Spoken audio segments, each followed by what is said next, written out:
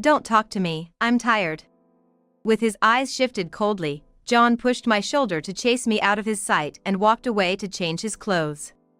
Wait, I tried to call out, but no voice came.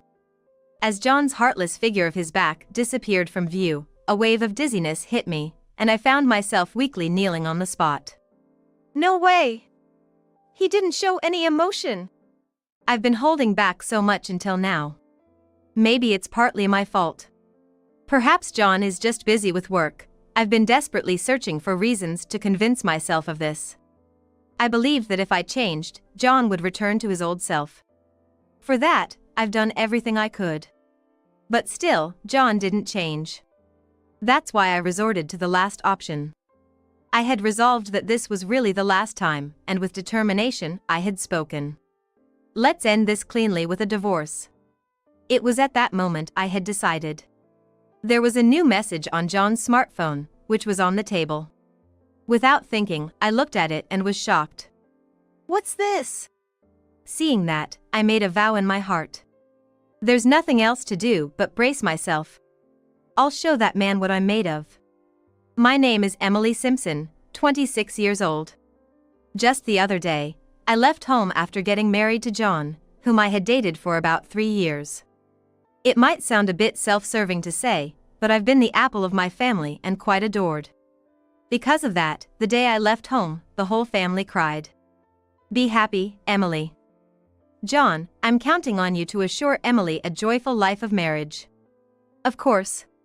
John answered with a confident smile, even under the pressure of my father's words. I'm really counting on you. There are 2 reasons why my father pressed the point so much. The first is because John is divorced. Moreover, he ended his first marriage in just 6 months. The reason for the divorce was said to be irreconcilable differences, but the brevity of the marriage is still concerning. While my father consented to the marriage, he had always been worried about that. As a man myself, I completely understand how you feel. That's why I want to settle things in my own way today. John declared with a raised voice, then pulled out something he had brought with him. It was a blank divorce form. This may seem like an unconventional act, but John said it with a serious face. If I ever fail to make you happy, please submit this.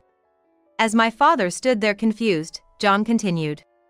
I'm sorry for worrying Emily's parents since I have a history of divorce. Consider this a sort of insurance. It's something I hope to never use. It's my own way of showing my commitment to making Emily absolutely happy. Please, take it. My father, though bewildered, seemed to understand John's sincere intentions. He nodded silently and accepted it. This is the second reason my father's been worried. John, he's quite the character, always playing the clown.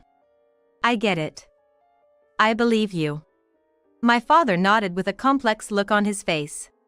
That's how our married life started. I wouldn't say it was the marriage I dreamed of, but I was looking forward to it.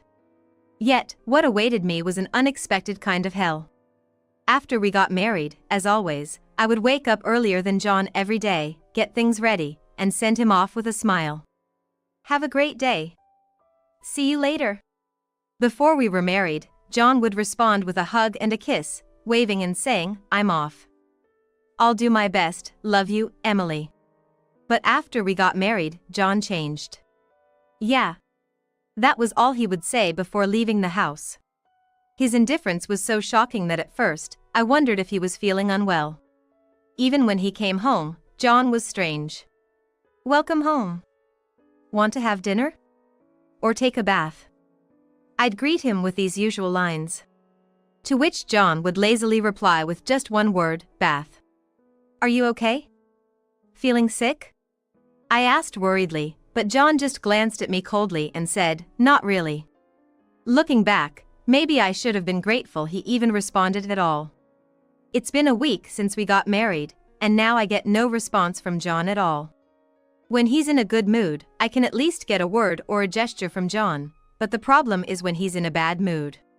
When he's grumpy, he ignores me completely. Hey, don't ignore me. It has always been like this since we got married. Did I do something? No response from John. Answer me. When I get so down that I'm about to cry, John sees it and lets out a big sigh. You think crying will solve everything?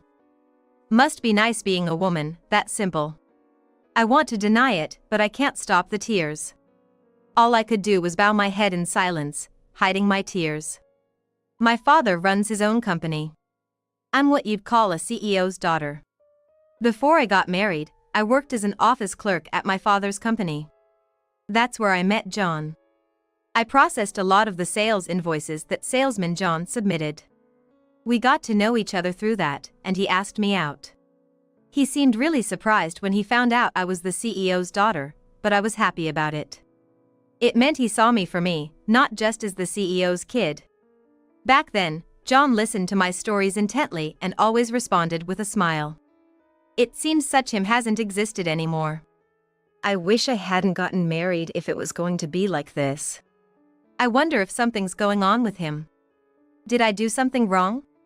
I racked my brain but couldn't come up with anything. The only thing that could have triggered such a change in John was getting married. Some people do change after marriage, getting too comfortable or lax.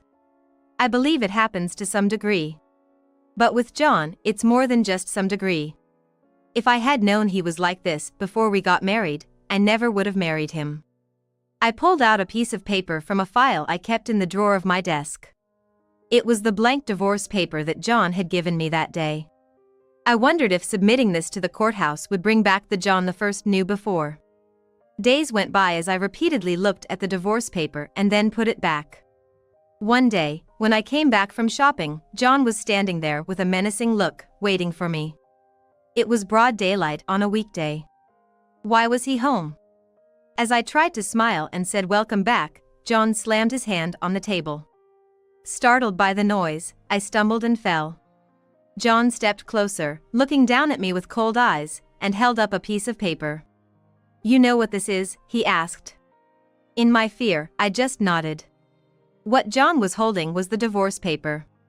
It was always supposed to be in my drawer. How? Then it hit me. I might have forgotten to put it back after looking at them before I went shopping as I usually do. Do you want to divorce me? I couldn't say it wasn't true. Life with John lately has been mentally exhausting. If this is how it's going to be, I'm considering divorce. Come on. John, you've been so weird since we got married. You ignore everything I say now. This isn't happiness. John muttered, is it my fault, as he stared at the divorce paper. I'm fine with it if you want a divorce. What? But just remember, it's your fault, okay? You're the problem for not supporting your husband as a wife should. John waved the divorce paper teasingly. But, wait. You promised Dad. I started to remind him that he vowed to make me happy, but John just sneered as if he guessed what I was about to say. I promised to make you happy, is that what you're saying? Just like a little princess, living in a fantasy land. That's cruel. You and your dad are so naive. We're just from different worlds. Maybe you should experience being broke for once, for your own good. I didn't understand what John meant, but from that day, he stopped covering living expenses completely. To add insult to injury, he even took away the credit card that one's family could use. Originally, I had shortened my working hours because John wanted me to. I want to be greeted with a smile when I come home, he had said, so I decided to work a shorter time to fulfill his wish. Right now, as my job is part-time, I have a small income. It seems the rent and the utility bills have been paid, but the biggest problem is the food expenses. Please, we're out of food. I need money to live. I begged John for money, though it was humiliating. John just smiled smugly and said something outrageous. Don't worry. I'll just eat out. What? Wait a minute. No matter how much I pleaded, he completely ignored me, and in the end, I didn't get any contribution for living expenses. John has been coming home in the early hours of the morning day after day. I managed to get by with whatever food we had left and some instant meals, but I was at my wit's end. On the day John finally came home on time after a long while, I blurted out the words that had been on my mind for so long. You don't contribute financially, and you don't talk to me. This isn't happiness, this isn't even a marriage. If this is how it's gonna be, if you're not going to change, I want a divorce. If this made John change even a little, there might still be hope. If he doesn't change at all, then it's time for me to give up. It was my last resort. I waited anxiously for John's response. John hung his head and, scratching it furiously, said in a low voice, "Don't talk to me, I'm tired." With his eyes shifted coldly, John pushed my shoulder to chase me out of his sight and walked away to change his clothes. Wait, I tried to call out, but no voice came. As John's heartless figure of his back disappeared from view, a wave of dizziness hit me, and I found myself weakly kneeling on the spot. No way! He didn't show any emotion. I've been holding back so much until now. Since we got married, I wondered if it was partly my fault that John had changed his attitude so drastically, like he was a different person. Maybe it's because he's busy with work, I thought. I was looking for reasons to convince myself. I believed that if I changed, John would return to his old self. For that, I've done everything I could. But still, John didn't change. That's why I resorted to the last option. I had resolved that this was really the last time, and with determination, I had spoken. But there was not a hint of perturbation on John's face. Normally, wouldn't a man show some panic when his wife brings up divorce? Instead, John looked incredibly bothered. Seeing that face, I knew. John no longer loved me. Let's end this cleanly, divorce. There's nothing good about continuing this marriage. I'm hungry, I might as well pack my bags right now. I slowly stood up and headed for the drawer where the divorce paper was kept. Then I noticed John's smartphone screen flickering on the table. It looked like he had received a message. I didn't mean to look, but what I saw was shocking. What's this? The screen was filled with an overwhelming number of heart symbols. I instinctively picked up the phone to check the message. Thanks for last night. Let's stay over and snuggle again soon. The sender was someone named Rachel. I racked my brain, but I had no idea who Rachel could be. I checked towards the bathroom. John still showed no signs of coming out. Looking back at the smartphone, which was carelessly left unlocked. No way. I sighed at first glance. The more I looked, the more evidence of infidelity I found. Just from the messages, I could tell how close he was with Rachel, and there were even photos of them cozily snuggling up together. To leave such clear evidence without even setting a lock, how careless could he be? Or maybe he thought it was fine if I found out. He fools around me, doesn't he? I found myself eerily calm. I recorded John's phone screen with my own, noting down anything that might serve as evidence. Once I finished and put his phone back on the table, John came out of the bath. Without a word and no follow-up to earlier, he retreated to his room. It was plain and simple, John had been unfaithful.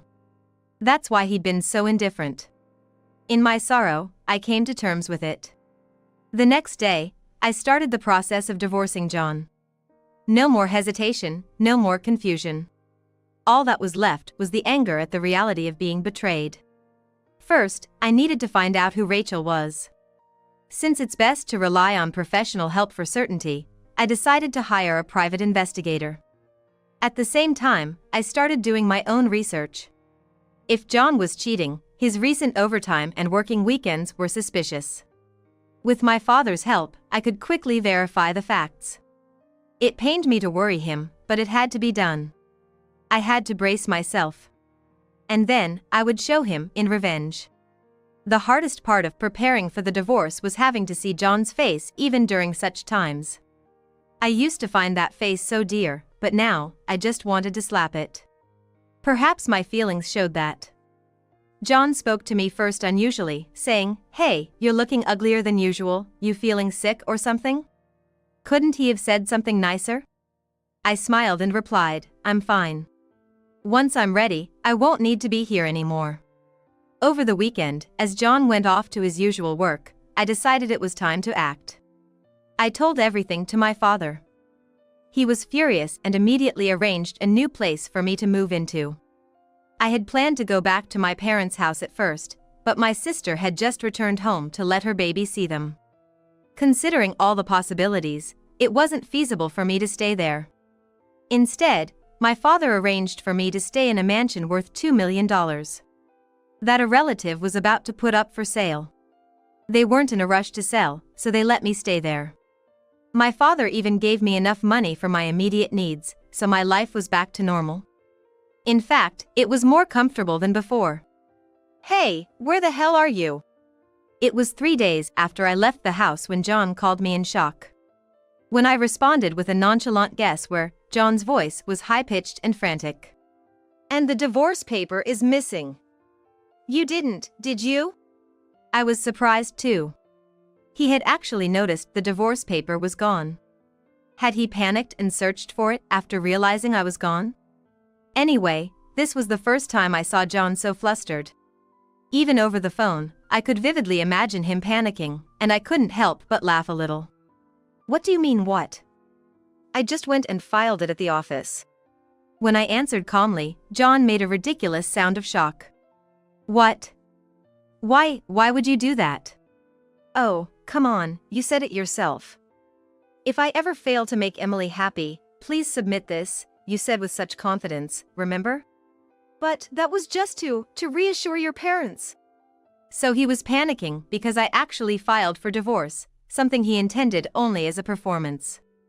"Besides, I told you the other day, didn't I? If this lifestyle continued, I'd file for divorce." But at that time, I was just tired. I talked to my father, you know.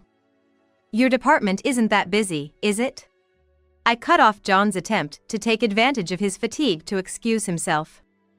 He was confused. Well, he always claimed to be busy, constantly signaling how busy he was. Indeed, he came home late and often worked on weekends. And I, without any suspicion, just worried. But I should have questioned it. Should have checked whether he was actually going to work or not. I thought it was odd, you know? When I met with Father yesterday, I asked him. He was puzzled too. He said it's strange, there might be the occasional overtime, but working weekends? Hardly ever. "No, that's..." "Hey, you weren't working, were you? What kept you so busy every week? Where were you going?" No response from John. I knew it. He couldn't answer. He must be desperately searching for an excuse in his head right now. John is smart and smooth-talking. But this time, whatever he says is pointless. Because I already know everything. Rachel, right? She's quite the cutie, isn't she? I could hear John gasp over the phone. Why? Private investigators are quite skilled, aren't they? They secured photos and videos as evidence right away. I glanced at the photos and the report in my hand as I read them aloud. Rachel Smith, a 22-year-old working as an office clerk in accounting. Oh, she's more than a decade younger than you, isn't she? I'm also 8 years apart from you, John. Looks like you have a thing for younger women. Her place is a second-floor apartment near the station, right? So this is where you've been going every week. Emily, wait, I mean... Miss Smith is... Don't be so formal, you call her Ray Ray, don't you? That's such a cute nickname, Ray Ray. John was actually quite the baby. He used to cling to me a lot before we got married. Back then, I found it sweet that John, who is 8 years older than me, was so affectionate, but now just the thought of it makes me recoil. Oh, yes. The conversations with Ray Ray are well documented as evidence too. Wait for me to leave my wife, really? That's such a cliché line from a married man. Couldn't you come up with anything better? According to the detective, John really looked down on me. Ray Ray asked laughing, "What if your wife finds out?" And John replied, "Doesn't matter. She's on the way now." Can you believe that? Wait, Emily. You're misunderstanding something. Just meet with me, please. Yeah, I figured we needed to meet at least once. The next night, the meeting was set, with Rachel coming along. The location was the mansion I was renting. John arrived at the appointed time looking restless, glancing around nervously. What's with this mansion? It's the house I'm renting. It's worth $2 million. $2 million. John's voice cracked in disbelief as my father watched him intently with a stern look. I see your father is also here today. John's eyes darted back and forth uneasily. Of course. You brought Rachel along, it would be unfair otherwise. Plus, this affair is between employees, so it's better to have my father, the company's CEO, accompany me. John replied with a strange smile, right. My father had been staring down John with a demonic expression the whole time. Rachel was a small, cute woman with light-colored hair. But she seemed to have a surprisingly strong will. As soon as the discussion started, she glared at me and said, I'm a victim too. I had no idea John was married. And now, to be called out to a place like this so suddenly, it's displeasing. Rachel stated this with a snort. An intense character indeed. I was taken aback, but even more so, John had gone pale. What? What are you talking about? You're the one who pressed me to leave my wife quickly. That was just a joke. Rachel turned away with a huff, and John's face was flushed with anger. Why do I even bother with a woman like her? He muttered under his breath. Hearing this, Rachel snapped back, and they started arguing right in front of me. The nerve of you! As if I would ever seriously fall for an old man like you. What? You think this is my fault? You're the one who said our company was going down. That it was on the decline. That's why I broke it off with Emily. What? Apparently, right after our marriage, Rachel had whispered these things to John. The company is on the brink of bankruptcy. If it continues like this, even you, as her husband, will lose out. At first, John didn't pay much attention, but Rachel had a way with words, and he started to take her seriously. Moreover, seeing how I was overly considerate and nice to him, he was convinced that our company was indeed failing. I thought you were buttering me up just to saddle me with debts. What? I was just trying to be nice because I thought you were tired. And everyone's been too kind. I thought something was up. That was probably because I'm the CEO's daughter, and they were just being respectful. Anyways, the idea that my father's company was in trouble was a complete misunderstanding. Father was there and affirmed it himself. Thanks to everyone, we're actually doing great. There's no way we're going bankrupt anytime soon. Upon hearing my father's words, John collapsed to his knees, looking defeated. I had a bad feeling about this. So, what was all this for? In the end, John had just fallen for Rachel's schemes. Rachel was just curious about what kind of man John, who had married the CEO's daughter, was, and that's why she approached him. At first, he paid no attention to her. So she lied to grab his attention, saying, "This company is finished. You, married to the boss's daughter, you're in danger too." Fearing a joint downfall with us, the company's executives, John probably started ignoring me, thinking of an amicable divorce. I was just duped, can't you see, Emily? Okay? With a twisted face, John tried to get closer to me. Maybe you were just duped, sure. That's right. So let's not talk about a divorce. But you know, this has made it crystal clear to me. John looked up at me, puzzled. It means that this man would be the first to run away if we were ever in the same dire straits. Even now, he'd cheated without any discussion with me. And instead of asking for a divorce outright, he'd been cowardly enough to manipulate me into saying it first. We took vows, for better, for worse, remember? You'd abandon me in a heartbeat if I got sick. That's not true. I wouldn't do that, Emily. Please, listen to me. There's nothing more to say. I just wanted to know why you were ignoring me. Never thought it'd turn out that I did nothing wrong. We'll talk through the lawyer from here on out. Lawyer? John's face went pale. You think you can cheat so brazenly and not be blamed? I'll be sure to pay you back, John and Rachel. Wait, please!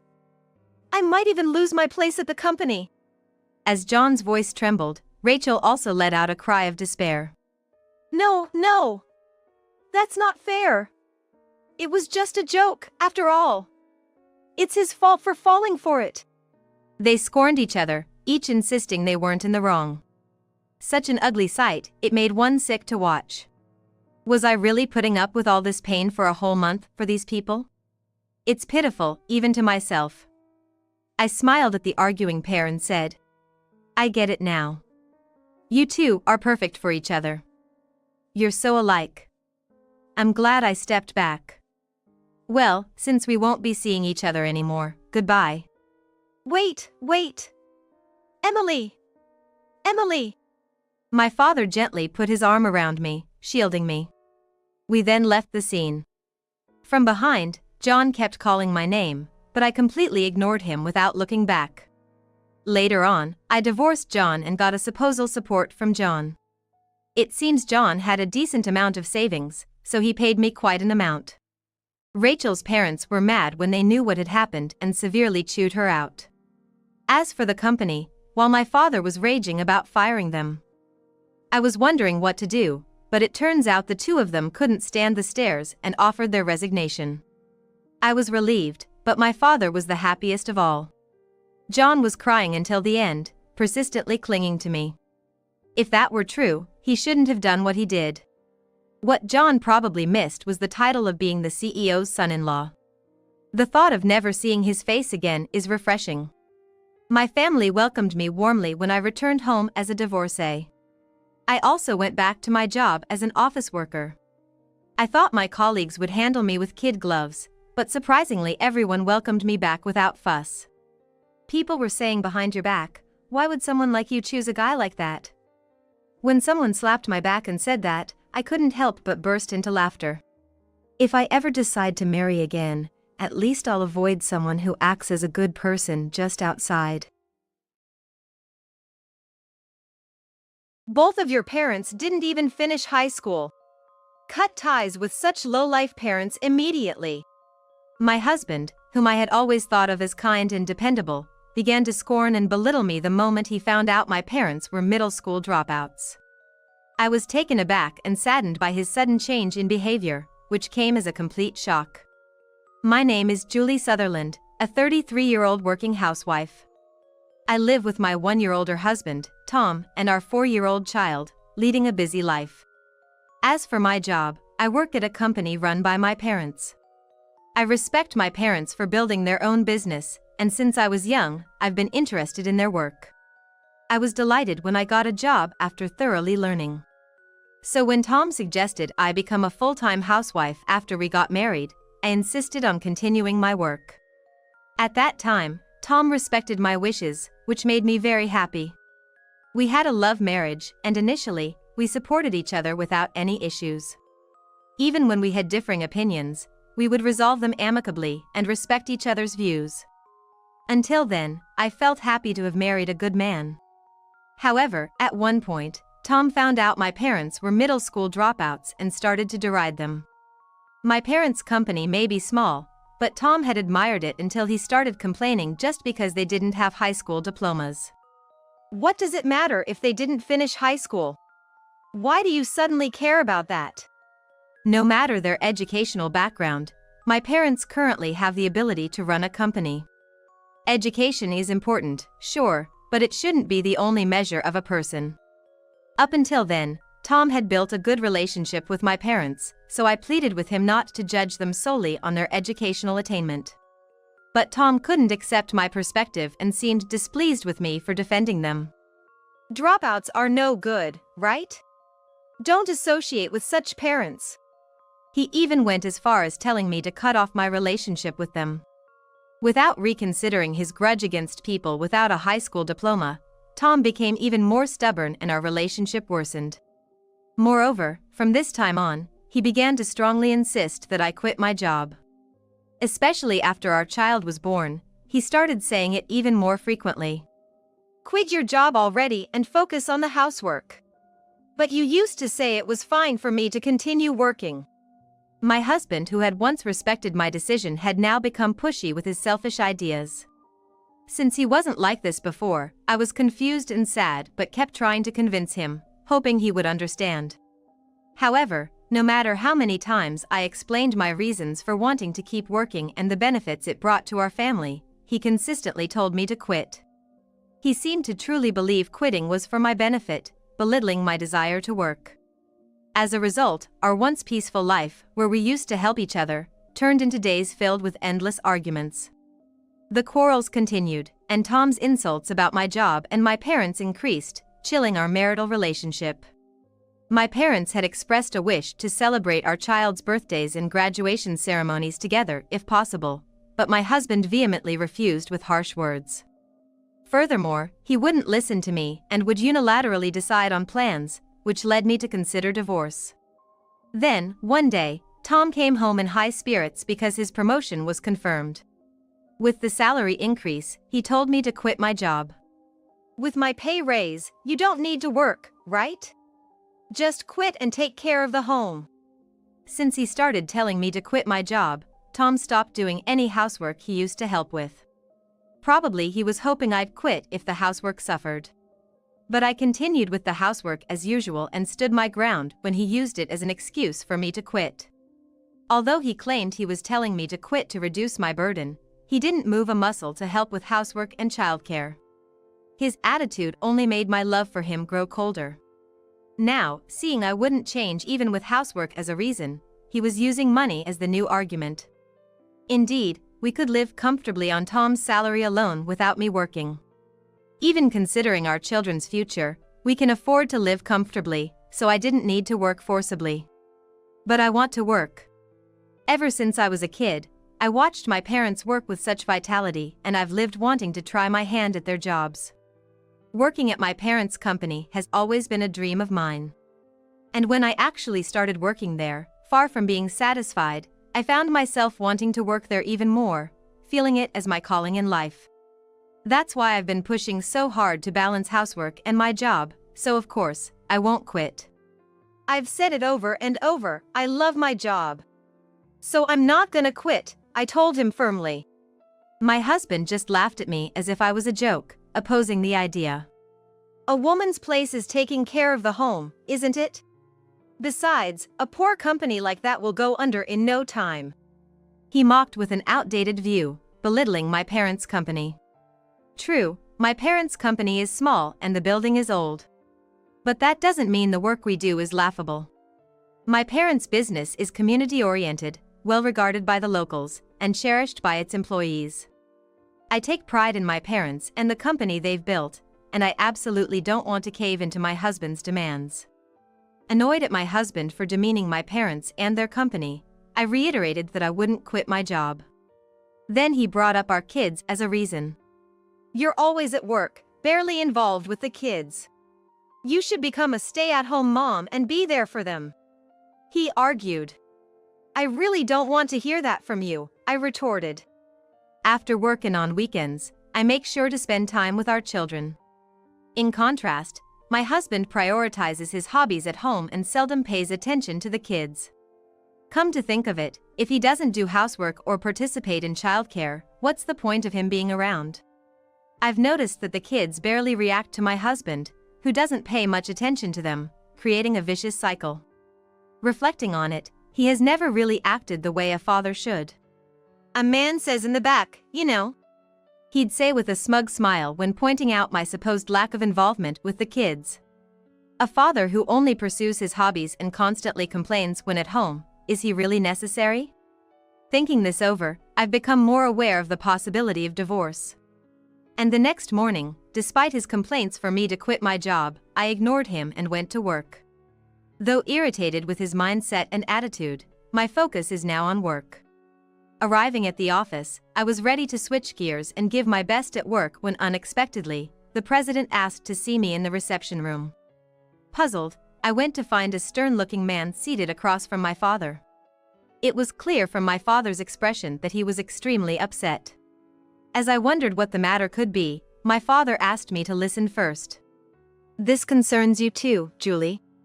I'm sorry, but could we go over it from the beginning? At my father's behest, the man across from him started speaking. The man, named Mr. Smith, had been the assistant project leader on a joint project with my father's company.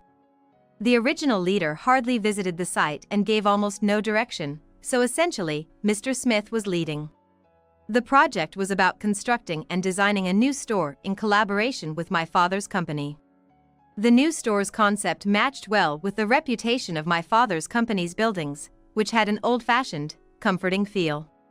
So, they approached my father's company, and everything was going smoothly without any issues. But just as they were about to start the construction work, the leader abruptly decided to go with another company, snatching away the plans. This project was a major deal, and a significant amount of money had already been involved, so my father was understandably angry. Mr. Smith tried to salvage the situation, but the leader had already sabotaged him. He had falsified Mr. Smith's work hours and performance, leading to a false accusation at his company. Because of this, Mr. Smith was removed from the project, putting it in jeopardy. Other team members protested, but to no avail. So, today's visit was to apologize for the project coming to a standstill. After hearing them out, I realized I wasn't involved in this project. So, I was left wondering why I had been called here when Mr. Smith, already looking quite pale, turned even more apologetic. My father also turned a pained, sorry look my way. "It's a tough truth for you to hear," he began. The shocking news was that the no-good leader in question was my husband. Normally, one might get mad and deny it if told their spouse was up to such things, but given my husband's usual behavior, I was more inclined to believe it. Actually, I even thought it might be a good reason to go ahead with a divorce I was considering. And it turns out he was still causing trouble. Then, both men, looking quite distressed, shared another fact with me. The leader had placed a young woman in the now vacant assistant leader spot. The two of them were seen together so often that it sparked rumors within the company of an affair. Are you saying they might be having an affair? But it's just a rumor, right? Despite my disbelief that my husband could be cheating, I had to ask for clarification, to which Mr. Smith regretfully confirmed. While we can't say for sure it's an affair, they often dine together and are seen alone a lot, so it's almost certain. Apparently, many employees had witnessed my husband in private rooms with this young woman and out and about together. Their behavior suggests it's more than just being work associates. The two of them spoke hesitantly, considering my feelings. Especially, my father had a troubled expression. My father knew how happy I seemed before and at the beginning of my marriage. Back then, I was all about loving my husband, so it must have been tough for him to break this news. But now, I've already got a reason for divorce, and to be honest, I'm even somewhat relieved, so the news of my husband's affair doesn't hit me hard. Don't worry about it. Things haven't been working out between us for a while, and I'm actually considering a divorce, I reassured them. When I mentioned my upbeat attitude about the divorce, my father looked shocked. If the affair is really happening, then I'll definitely be going after a fair amount of alimony, I said with a smile, and Mr. Smith seemed to regain some of his spirits.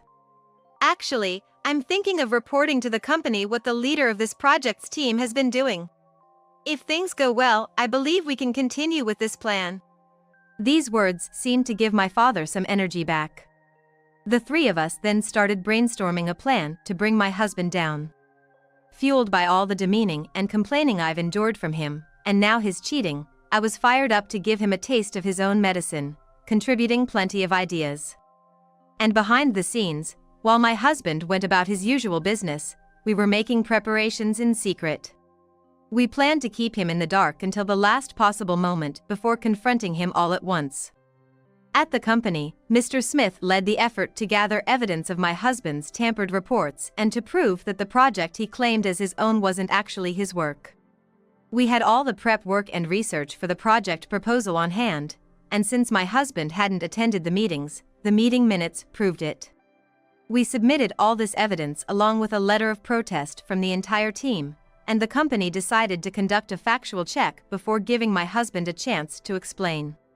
As for me, I hired a private investigator to look into the affair. While waiting for the results, I tried checking his personal belongings. When I looked up infidelity countermeasures on the internet, it seemed that people who were cheating were often found out because they had items that hinted at the existence of someone else. So I decided to take a look through his bag, coat pockets, and dresser drawers to see if I could find anything. Thinking the more evidence of the affair, the better, I searched carefully without his knowledge but found nothing that seemed like proof of infidelity.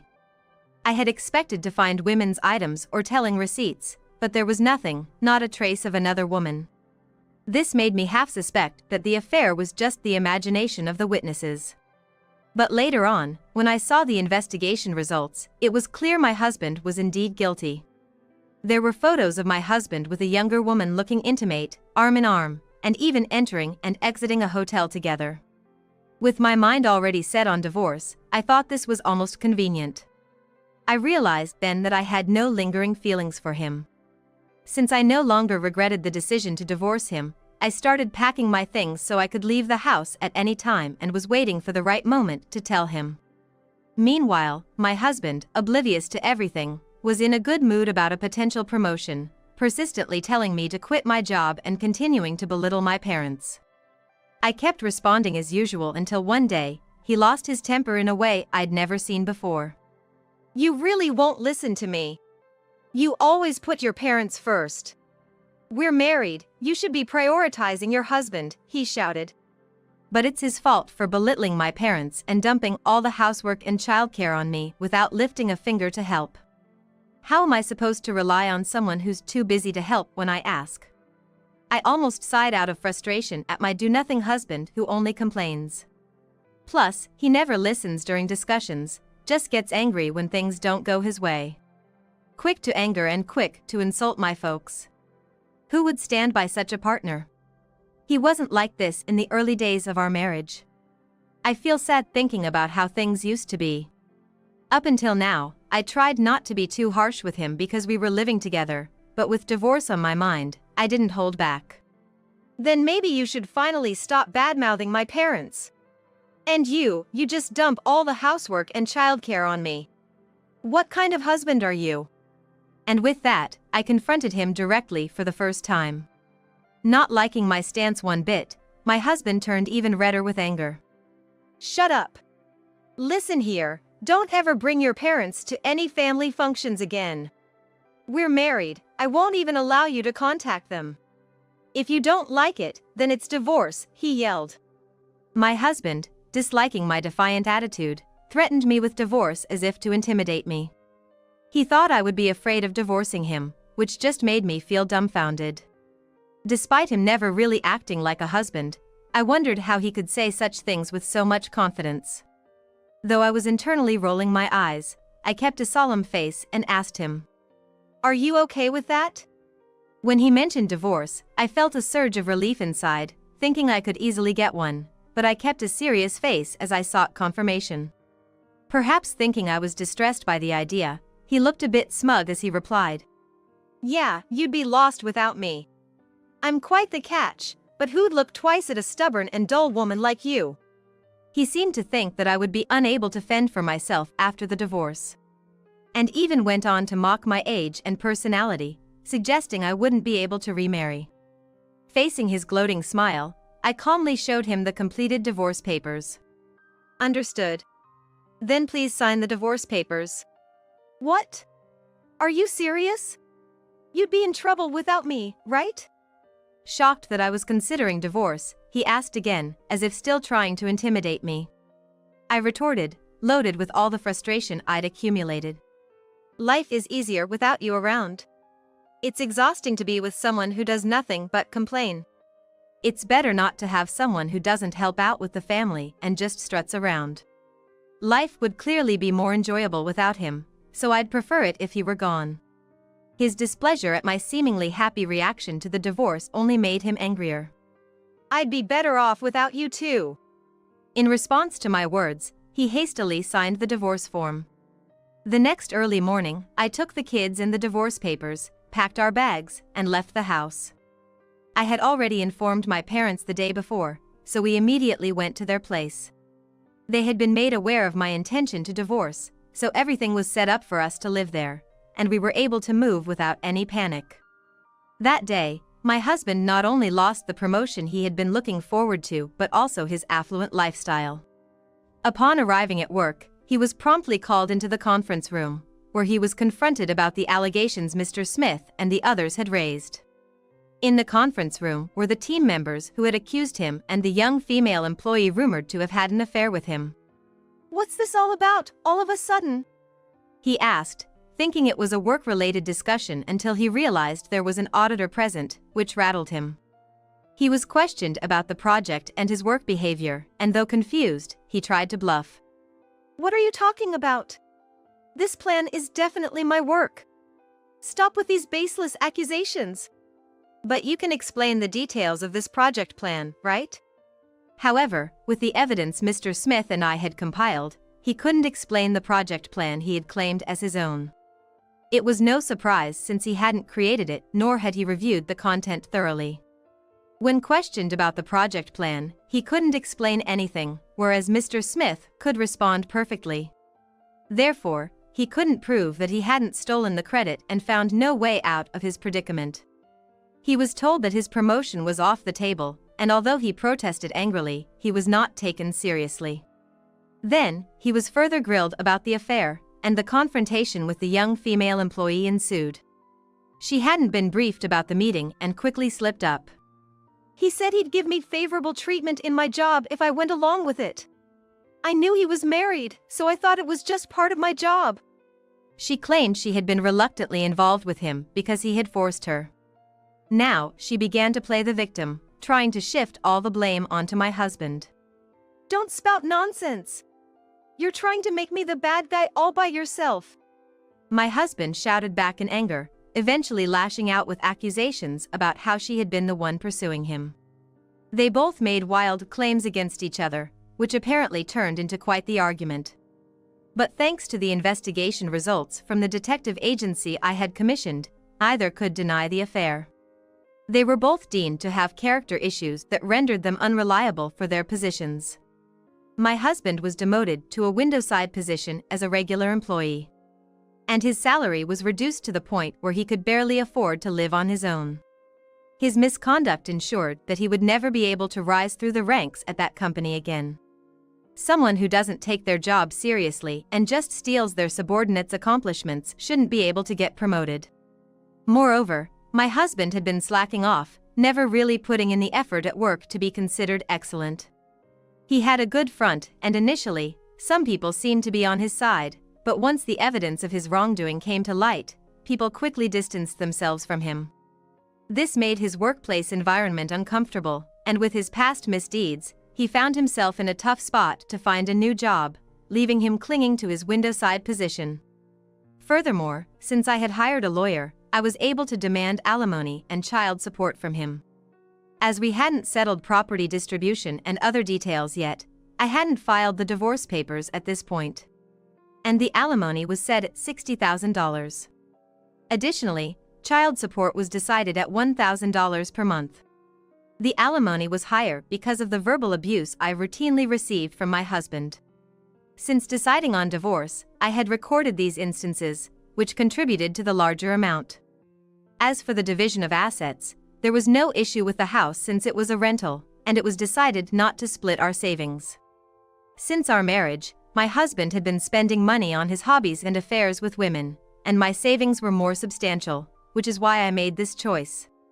When I contacted my ex-husband about the alimony and child support, he resisted paying such a large sum. "A kid needs their father.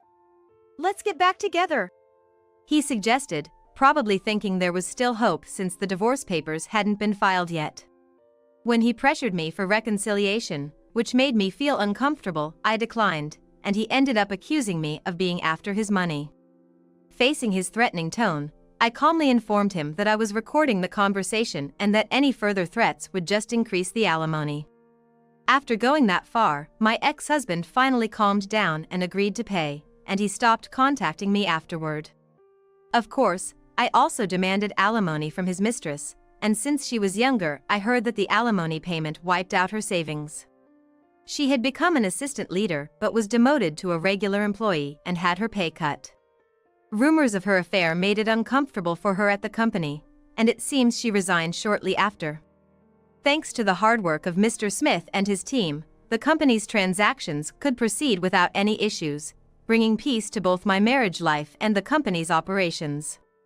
Despite trying not to care before, the condescending remarks from my ex-husband's parents and the belittling voices were indeed stressful, and I have felt a refreshing sense of liberation since the divorce. My husband seemed to think it's pitiful for a woman not to be able to remarry, but I don't feel that way. My children, too, haven't shown any sadness about their father's absence. Instead, they seem to laugh more at home than they used to. Observing my children's happiness, I'm confident that divorcing was the right call, and lighter in spirit, I dedicate myself to work and parenting today. This car is now mine and my girlfriend's. Despite getting caught cheating, Lucas talks confidently. I can't help but be thoroughly amazed by his attitude. Why is he so cheerful? Why does he act so superior towards me? I even wondered if he and I see the world completely differently. But if he's willing to take this car, I couldn't be happier. The monthly loan is $6,000, but he'll figure something out. All right then, I hope $6,000 for the loan will be okay. When I accepted Lucas' request and nodded, he started to look delighted with a smile I had never seen him wear. My name is Jessica Thompson. I'm 38 years old and work at a design firm. I don't really have any worries in my job or personal life and live each day happily. That's what I thought, but sometimes I'm struck by a certain thought. I occasionally wonder when I'll be able to get married. Here I am, almost 40, and not only am I not married, I don't even have a boyfriend. My experiences with romance are also few. Before I knew it, all my friends had tied the knot, and I felt like the odd one out, left behind on my own. There were times I thought maybe I should just give up on the idea of marriage, but seeing how happy my friends seemed made me dream of it, too. The day that turned my life around was just an ordinary evening after work. I was feeling good and decided to grab a drink by myself at a bar. I walked into one that caught my eye and ordered some drinks and appetizers. As I waited and was looking at my phone, I noticed a guy coming over to me. Hey there, are you on your own? The man who came up and peered into my face, this was the moment I met Lucas, who would later become my husband. Yes, I'm by myself. Really? Then let's have a drink together. How about it? Lucas didn't wait for my reply, he just sat down and started tilting his glass. Hey. Come on, it'll be fun. Just for a little while. I figured a little while couldn't hurt, so I let Lucas join me. But I really wasn't in the mood to talk to anyone that day. When I looked down, Lucas started talking on his own. Eventually, I got swept up in the conversation, and we exchanged numbers before parting ways. I thought that would be the end of our interaction, but 2 months after our first meeting, Lucas and I began seeing each other often. During our exchanges, I found myself gradually drawn to Lucas. Talking to him, my feelings would gradually become serene. I honestly wanted to talk more. When he said he wanted to see me, I felt genuinely happy.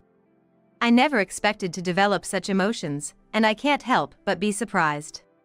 6 months after we first met, Lucas and I became a couple. 3 years of dating later, we got married. I never imagined I could get married, and when Lucas proposed, it felt like a dream. But I realized after it all ended that this was the pinnacle of happiness. After marriage, Lucas changed drastically. He became so different it made me wonder if his personality during our dating period was just a facade. It was probably about a month after we started living together. Suddenly, Lucas became distant. Whether he would be late coming home, or what he wanted for dinner. I tried to start various conversations, but all I got from Lucas were indifferent responses like, yeah, Hey, what's been going on with you lately? You seem down. Just leave me alone. It's none of your business, okay? I wonder if he's come to dislike me. Watching Lucas' attitude worsen day by day, my anxiety grew. Yet, I was still happy that he came home. He would still eat the dinner I made, and we still shared a bedroom. Somewhere in my mind, I believed he still had feelings for me. His current indifference and harsh demeanor could just be because he's tired. I had those feelings. However, a month into our misaligned lives, Lucas started coming home late more often, citing overtime and drinks out, and I found myself spending many nights alone at home. During the day, I'm not alone because of work, but coming home to an empty house is indescribably empty. Just me again tonight. Then a message from Lucas popped up. It was him saying he had to work late again tonight. I appreciate that he still sends messages, but I can't help but worry about the increase in overtime and nights out since we got married. Maybe I did something wrong. Could it be that he's disillusioned and deliberately not coming home? I received a message from Lucas and placed my shopping bags down gently. Before I knew it, Lucas had stopped coming home every day. The slightly pricier rental we got for our new life together. Since Lucas stopped coming home, it has become a place where I spend time alone in loneliness. We were supposed to be married, so why has it come to this? As I thought about Lucas, I continued to eat my dinner alone. When Lucas did occasionally come home, he was always in a bad mood. You'll eat dinner, right? I'm going to make it now. As usual, I prepared dinner and served it to Lucas. But after one bite of the side dish, he stopped eating. What's wrong? Not hungry? I've been meaning to say this, but the food you make is really awful. I was frozen by his words, something I had never heard before. Until now, he had always said my cooking was delicious and had seconds. There were even times on our anniversaries when he said he preferred my home cooking over going to a fancy restaurant or inn. And yet, why suddenly? I'm sorry. I didn't know it was bad. I'll take it away. Don't touch me! Lucas glared at me sharply and started eating again. But he never looked pleased with the taste, always frowning. He started to complain about the cleaning and laundry I did as well. If the coffee cups weren't aligned perfectly or if a picture on the wall was tilted. Even a single hair on the floor would result in a complaint. Considering I work too, a few oversights should be understandable. I even began to wonder if it's normal for someone to fuss over such small details. Of course, I've repeatedly mentioned that I can't manage housework perfectly because of my job. However, Lucas was utterly uncompromising. It always ended with him yelling, "You just need to be quiet and do what I say." The stress just kept building up every time I interacted with Lucas. I felt such self-loathing, wondering if I really should have married him. All these swirling emotions even led me to consider divorce. But the fact that I managed to get married at this age, and the hassle of divorce proceedings, made it hard to take any action. I thought I just had to endure. Eventually, I found myself resigned to this way of thinking. But before we got married, I made a big purchase. It was a luxury car from a well-known brand. Of course, I couldn't pay for it all at once, so I'm on a loan. I'm not particularly into cars, but there was one model I've always dreamed of. Now as an adult, owning it makes me happy and motivates me at work. It's thanks to that I'm able to work hard. I drive it to the company, and it's a conversation starter with my car enthusiast colleagues. In the beginning, Lucas complimented the car. Wow, that's amazing. Good on you for getting it, he'd say. But around the time his attitude began to change, he started taking my car without asking. I use my car for commuting and shopping, so it's a problem when it's taken without asking. I might have been more forgiving if Lucas didn't have a car of his own, but he does. Despite that, I dislike that my car is being used without my permission just because he prefers it. Because of this, I have to go out of my way to use the train for commuting, and I have to walk when I go shopping. Of course, I've talked to Lucas about this. Hey, can you stop using my car without asking? I need it, too. What's the big deal? It is a big deal for me. I don't care about your issues. You're managing to get to work by train, right? So, it's fine. I have reasons I need to use the car. Don't butt in. Even though you have your own car? Your car is better. Just let it be. Lucas never listened to me in the end, always cutting off the conversation. The train fares add up, and it's tough to walk from the station to home with a tired body after work. Shopping, which I used to manage once a week, has become more frequent since I can't carry heavy bags without the car, now every other day. I even thought about borrowing Lucas's car. I once asked, with little hope, if I could use it, but he said, "That car is mine. There's no way you can handle it. Don't joke too much, okay?" I thought to myself that one person doesn't need two cars, but I held back my words to avoid another outburst from him. Yet, that doesn't mean I can just use it as I please. Knowing his temperament, he would be furious if the car was parked even slightly off or if the seat and steering wheel were adjusted. That would be a hassle in its own right. If I were younger, I might have argued, but now, I just don't have the energy for it. Lucas continued his pattern of not coming home. He apparently doesn't drink because he drives, but I've noticed him coming home covered in unfamiliar perfume scents. Indeed, his behavior might suggest he's having an affair. I didn't start thinking this just recently, it's been a suspicion for months. I had a faint suspicion ever since Lucas's overtime and nights out began to increase. However, I had no concrete evidence, nor the funds to hire a private investigator. So, I turned a blind eye to Lucas's possible infidelity. Given his condescending attitude toward me, he probably doesn't think I'm aware of his cheating. He must think I'm naive and that I'll just comply with whatever he does, believing he can do anything he wants. The married life I had imagined was far different from this. I dreamed of a warm, kind relationship where we cared for each other, enjoying outings to tourist spots on weekends. I thought I could have that with Lucas, but it was impossible. I'll probably be stuck in this situation for life. With a sigh, I started to make dinner for one. But then one day, something happened that changed everything. It was on a day when I had to work late. I usually inform Lucas when I'm working overtime. I did so that day too, but finished earlier than expected and headed home. No reply from him, as usual. He probably wasn't coming home again today. As I trudged toward my house, I noticed something different. My car was there. Normally, my car would be taken by Lucas, leaving only his car parked alone. It was rare to see mine there. With that thought in mind, I was about to enter the house. But then I saw it. The car was slightly shaking. Perhaps I should have just gone inside the house, but curiosity got the better of me, and I approached the car.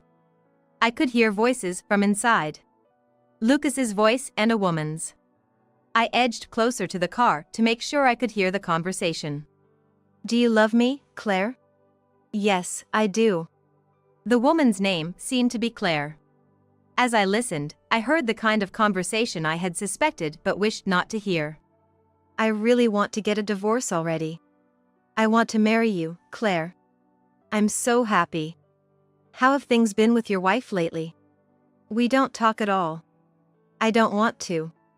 I keep thinking, why did I even marry her? I'm always with you, Claire, so there's no way we could have a proper conversation, right?" "That makes sense." I realized I was being mocked. A sharp pain in my chest and an indescribable feeling overcame me. I didn't want to hear any more. I quietly stood up to go inside the house. But at that moment, my bag accidentally hit the car. I knew it was bad, but it was too late.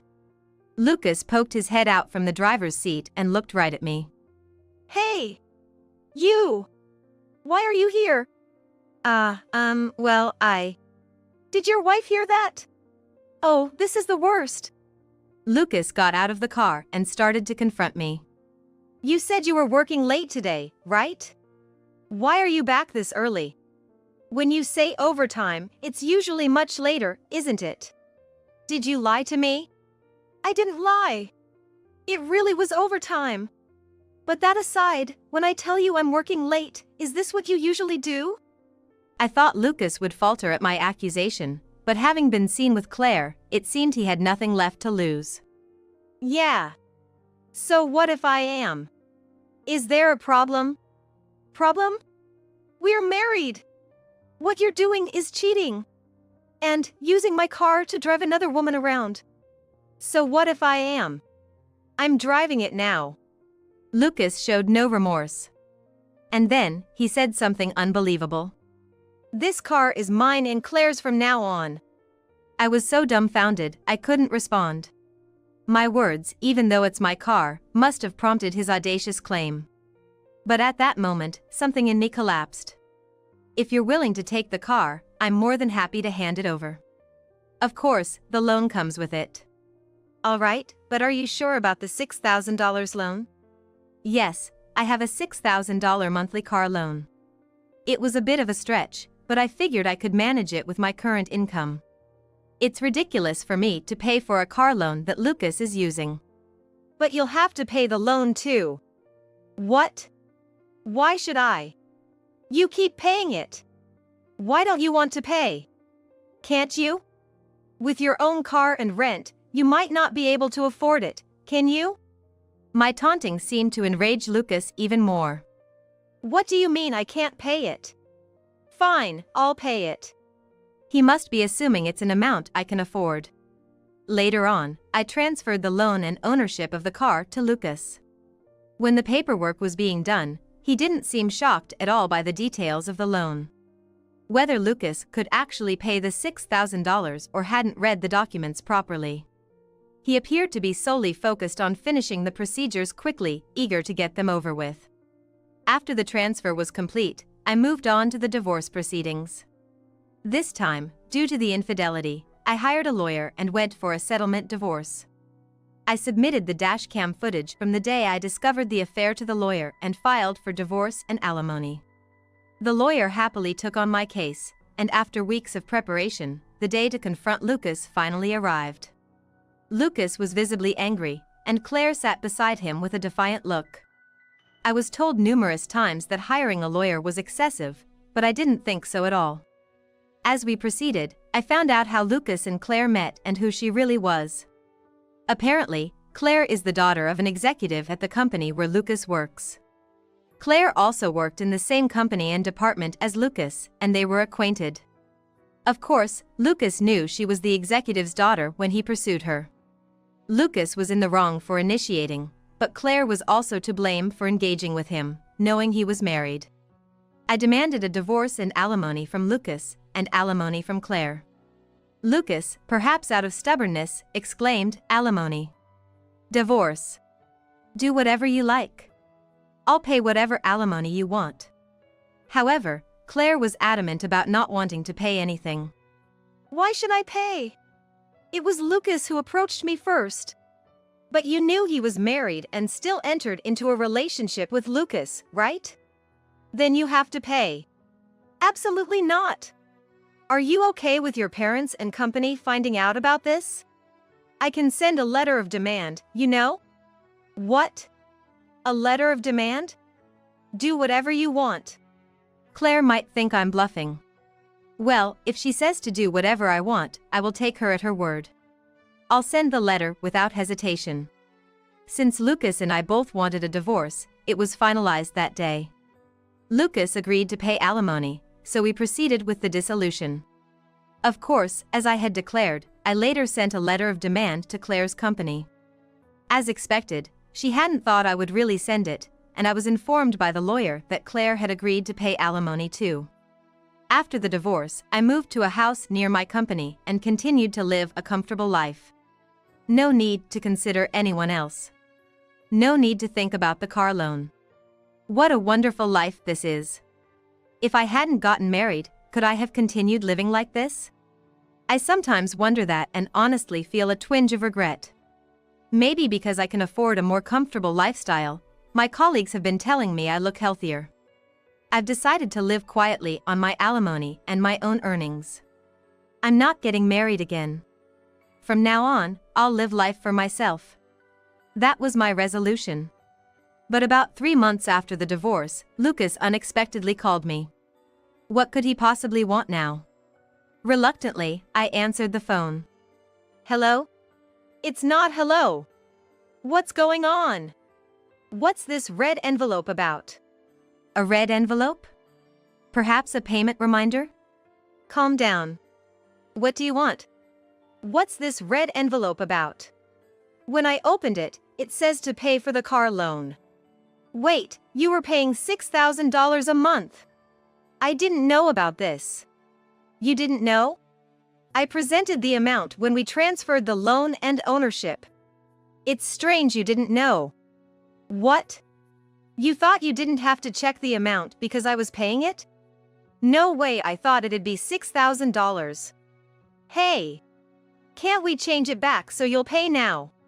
He really is a man of convenience. After all, Lucas would be the one driving even if I paid.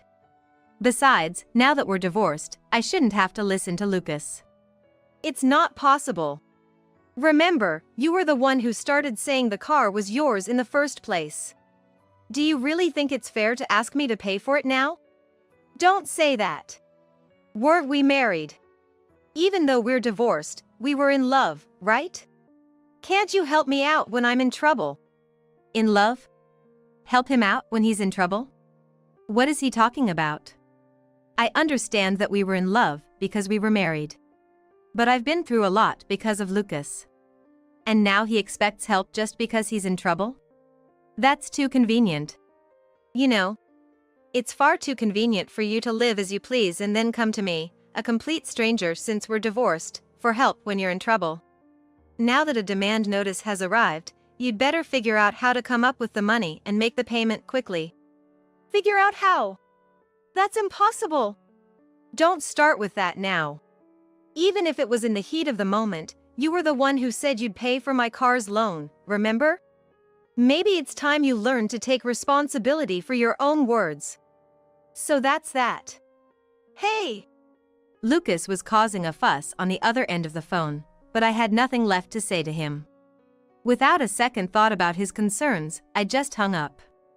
Afterwards, the phone rang about 10 times, but there was no way I was going to answer. I left my smartphone aside, and eventually, the ringing stopped and there were no more calls after that. Half a year later, I was still living comfortably on my own. Moving closer to my workplace made commuting blissfully easy. Having more personal time and finding a new hobby of going to art galleries added to my happiness. Then, on a leisurely day off as I relaxed on the sofa, my phone rang. Looking at the caller ID, I saw Lucas's name. Why was he calling again? Hesitantly, I answered the phone to hear him start speaking in a tone that belied his previous bravado. Jessica. It's me. Lucas. What's wrong? It may seem like he's in a weakened state, but I can't afford to indulge him. I inquired about the matter with a tone that kept him at a distance. Alimony. I just can't pay it anymore. Please, give me a break. Excuse me? Give you a break? His choice of words irked me, but I was curious to hear what had happened. Apparently, he had been putting on a front, but after our divorce, he had to leave his job. The reason was an affair with Claire, a board member's daughter. It appears he was encouraged to resign voluntarily for disrupting the company's order. And now, Claire had dumped him too. He struggled to find a new job, barely getting by with temp work and part-time gigs. However, that kind of life did not last long. Now it seems he has sold both cars, moved out of the rental, and returned to his parents' home. With this, life should become a bit easier for him. But a few weeks after returning home, his mother's health deteriorated, and she needed care. Due to his father's old age, it seems that Shudo has no choice but to take care of his mother while also being chased by the demands of his job. And just because he sold the cars, it didn't mean he was free from car payments. The luxury car loan and the alimony to me. Lucas himself seemed quite overwhelmed. Please, I'm begging you. Look, if it'll help, I'm even willing to get back together, all right? Wouldn't that make things easier for you too? What do you say? Where would I possibly find ease in that? Without much thought, it was clear that getting back with Lucas now would mean taking on the burden of his parents' care, the car loan payments, and other living expenses. He'd likely quit his job and leave all the household responsibilities to me. You just want to dump all the housework on me and quit your job, I suppose. Living together was tough enough as it was. No one would willingly jump into an even more difficult situation. I've said something like this before, but you really only think about yourself, don't you? You're probably thinking of reconciling with me, moving back into the house, and having fun yourself, right? It's not like that. Even if you say it's not like that, I can't believe you. Do you have any idea how much hardship you've caused me? Taking care of your parents might be tough, but getting forced out of your job? Being dumped by your girlfriend? All of that wouldn't have happened if you hadn't cheated, right? Lucas fell silent. However, I kept pressing him further. I really wonder why I ever married someone like you. If I could meet my younger self, I'd be furious. I'd tell her, no matter what, do not marry Lucas, it won't make you happy. And the fact that you're still talking about getting back together now, it's kind of crazy. If you were really sorry, you wouldn't say things like that. So, just so you know, you'll be paying that alimony on time. Please, I'm begging you. It must be humiliating to beg someone you once looked down upon, isn't it? No matter how much you plead, I will not listen to your requests. So, do not contact me ever again. Hey! Jessica! I hung up the phone right after that. Following this, Lucas seemed to have given up, as he stopped contacting me altogether. No more calls, no emails. His desperation was clear in that last call, but the condescension in his tone made me think he still doesn't see his own faults, wondering why such misfortune has befallen him. Well, the alimony has continued to be deposited, so I guess he's managing somehow. Half a year after Lucas's last attempt to reach out, I continue to live my life comfortably on my own. I've continued with my newly found hobby of visiting art museums. As a result, my room is overflowing with art books and postcards purchased from the gift shops. Lately, I've been wanting to visit art museums abroad. There's a lot I think about when it comes to married life, and honestly, even if I were reborn, I doubt I'd want to get married. There's not a single thing about marriage that I think is good. Right now, I'm just grateful for this environment where I can comfortably live on my own. Emily is beautiful and smart, she is our only daughter. We don't need a failed, ugly thing like you. Saying that, my parents, with my sister in tow, left our house, leaving behind me, just 14 years old at the time. Being explicitly told I was unwanted, tears overflowed. Always compared to my sister and deprived of love, as a child, I had no choice but to cling desperately to my parents to survive. But never did I imagine they would leave me behind and walk out. What was I to do now? Then, I remembered my grandfather, who doted on my sister and me when we were younger. Grandpa! I was abandoned because I'm ugly. Help me! What are you talking about? Don't worry. Samantha, you're not ugly. Just you wait and see.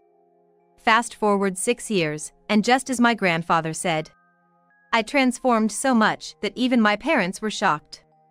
I became the top model. And then, unbelievably, my parents started asking me for money. But I didn't cave in. I'm not the timid child I used to be. Because now, I have strong and important allies on my side. My name is Samantha. I just turned 20 this year. I have an older sister, Emily, who's 3 years my senior. I think we were close when we were younger. We wore matching clothes, walked hand in hand, and never really fought, always playing together as close sisters. Emily had a beautiful face, with fair skin, large double eyelids, and a straight nose. In contrast, I had a very ordinary, plain face. Moreover, while she was petite, I was tall. We were two completely different people.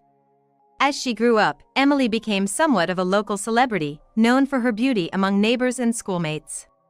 When she was 12, our parents, proud of their beautiful daughter, entered her into the national beauty contest, just out of curiosity. She didn't win the grand prize, but was awarded the runner-up. It was not Emily, but our parents who were over the moon. Wow, amazing, Emily. You could become a supermodel. Or maybe an actress. Thanks to Emily, we'll be rich, they exclaimed joyously. Of course, when Emily became the runner-up, I too jumped for joy with her. Big sis, you're amazing. Anyone can see how cute you are. I'm so proud of you. Thank you. Samantha, you're cute too. You're tall, you'd be more suited to modeling, she complimented me. I was truly happy to be praised by my sister. Emily then slowly started modeling. She wasn't in high demand immediately, but as a kid model, she got called for a few magazine shoots. As these days went by, my parents began to neglect me. Until then, I thought they were normal parents. They seemed to care for us both equally. But their attitude changed drastically after the beauty contest. I was aware of this change, even as a child. At mealtimes, delicious food was laid out in front of Emily's seat. In addition, Mom would calculate calories to ensure she didn't gain weight, planning a diet with her health in mind. But all I got was ramen noodles. Even during dining out or vacations, they would only take Emily, leaving me behind. Can you believe it? This situation, I mean. Back then, I was just a grade schooler. My mom always dressed in designer brands, and my dad drove a fancy imported car. Yet, in front of me, they'd say, "We don't have money for your food," or "We can't afford to take you on trips." They said, "Emily is going to be an actress or a model and take care of us in the future. We want to feed her well and make lots of family memories on trips now. But you, Samantha, you're just gonna be an average Joe. It's a waste to spend money on you." But leaving a young daughter alone at home to go on a trip would be a huge issue if it got out. Not wanting my parents to get caught, they usually limited their trips to 1 or 2 nights, leaving me with some instant ramen and money for food. They never bought me clothes either. I always wore Emily's hand-me-downs. They always bought cute clothes for Emily. Emily, concerned for me, once said, "This dress looks better on you, Samantha, so I'll give it to you." It was a really cute dress, and I was over the moon. But when my dad found out I got the dress from Emily, he was furious. Why are you wearing that dress? Did you steal it from your sister? Dad, no. I gave it to her. Emily quickly covered for me, but Dad's anger didn't subside. "That dress only suits Emily. It's a pity to see you wearing it. Give it back right now," he demanded. Suddenly being yelled at, I, still quite young, was terrified. But Emily stood up for me, saying, "I love Samantha. Don't talk to her like that." Okay, sorry, Emily dear, don't be mad," Dad said, apologizing only to Emily, never to me. Emily looked at Dad with contempt, but he seemed oblivious to it. After that incident, Emily tried to interact with me as little as possible in front of our parents. Maybe she felt responsible for getting me yelled at for giving me the dress. But despite such harsh discrimination in my childhood, I had happy moments. Dad was always late coming home from work, but Mom was a stay-at-home mom, always around. So, after my parents had gone to bed, Emily would sneak into my room at night. We'd chat and hang out, just like old times. Those moments with my favorite sister were precious to me. But then, there were times I'd call hellish. That was when Emily had piano lessons. Dad once said, "If she's beautiful and can play piano, she'll be unbeatable," and made her take piano lessons. As for me, I knew they wouldn't bother with lessons for me, so I never asked. Of course, my parents weren't interested in me and never suggested anything. So, when Emily went to her weekly piano lessons, it was just Mom and me at home. Without Emily to protect me, Mom's attitude towards me got even worse. One day, she said, Emily is so cute, but you, Samantha, you just have such an average face." Huh? I was so frustrated and sad I couldn't stand it. "Stop comparing me to Emily, please." Gathering all my courage, I tried to stand up to my mom for the first time. Tears spilled from my eyes without me even realizing it. Seeing me like that, my mom laughed. "What's with that face? You look even uglier when you cry. Who on earth did you take after?" I mean, I am unmistakably the child of my parents, taking after both equally. If anything, it's Emily who doesn't resemble our parents at all, looking nothing like them due to some kind of throwback gene. She's too beautiful. Yet, my parents dote on my beautiful sister, who doesn't resemble them, rather than me, who does. I mustered all my courage to speak up, but their words shattered my heart instantly. After that, I never talked back to my dad or mom again. Months passed in this way. Emily's going to be a high schooler starting in the fall. Being smart, Emily was going to attend a prestigious public school. I wanted to go to the same high school as my amazing sister, but it was a high hurdle. Still, I studied hard. But my mom's words easily shattered my efforts. We're moving to New York soon. I was confused, thinking it was just another trip. But she said, just so you know, we're not coming back. This house will be handed over to someone else in a week. Wait, are we moving? That's right. Emily got scouted by an agent from a famous agency in New York. She'll get to take lessons to polish her acting and expression skills.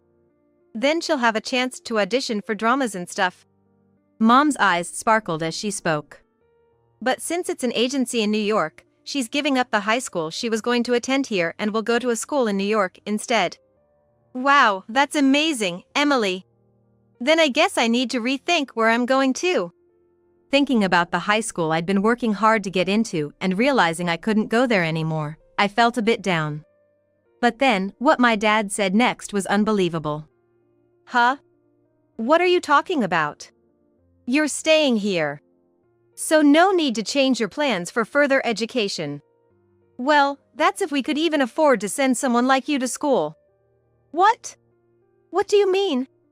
Aren't we losing this house? Aren't you, Emily, Mom, and Dad all leaving for New York? And what do you mean by affording my education? We're not taking you to New York, and we have no intention of paying for you to go to high school. That's what we're saying. I was confused and couldn't comprehend their words.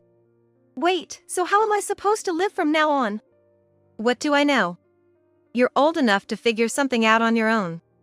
I was shocked that my dad, at my mere 14 years of age, expected me to fend for myself. But I can't live alone. I can't even go to school. Why is it always Emily who gets everything? I shouted these obvious truths at my parents, hoping they would understand. But, as usual, my mom just laughed at me. Emily will definitely succeed, so if we think of it as an investment for her future, we don't mind spending a lot of money. But you? What do you have? You're just an ordinary person. Do you think someone like you will succeed? Of course not. It's a waste to spend money on you. Stunned by my mom's words, I couldn't hold back my tears.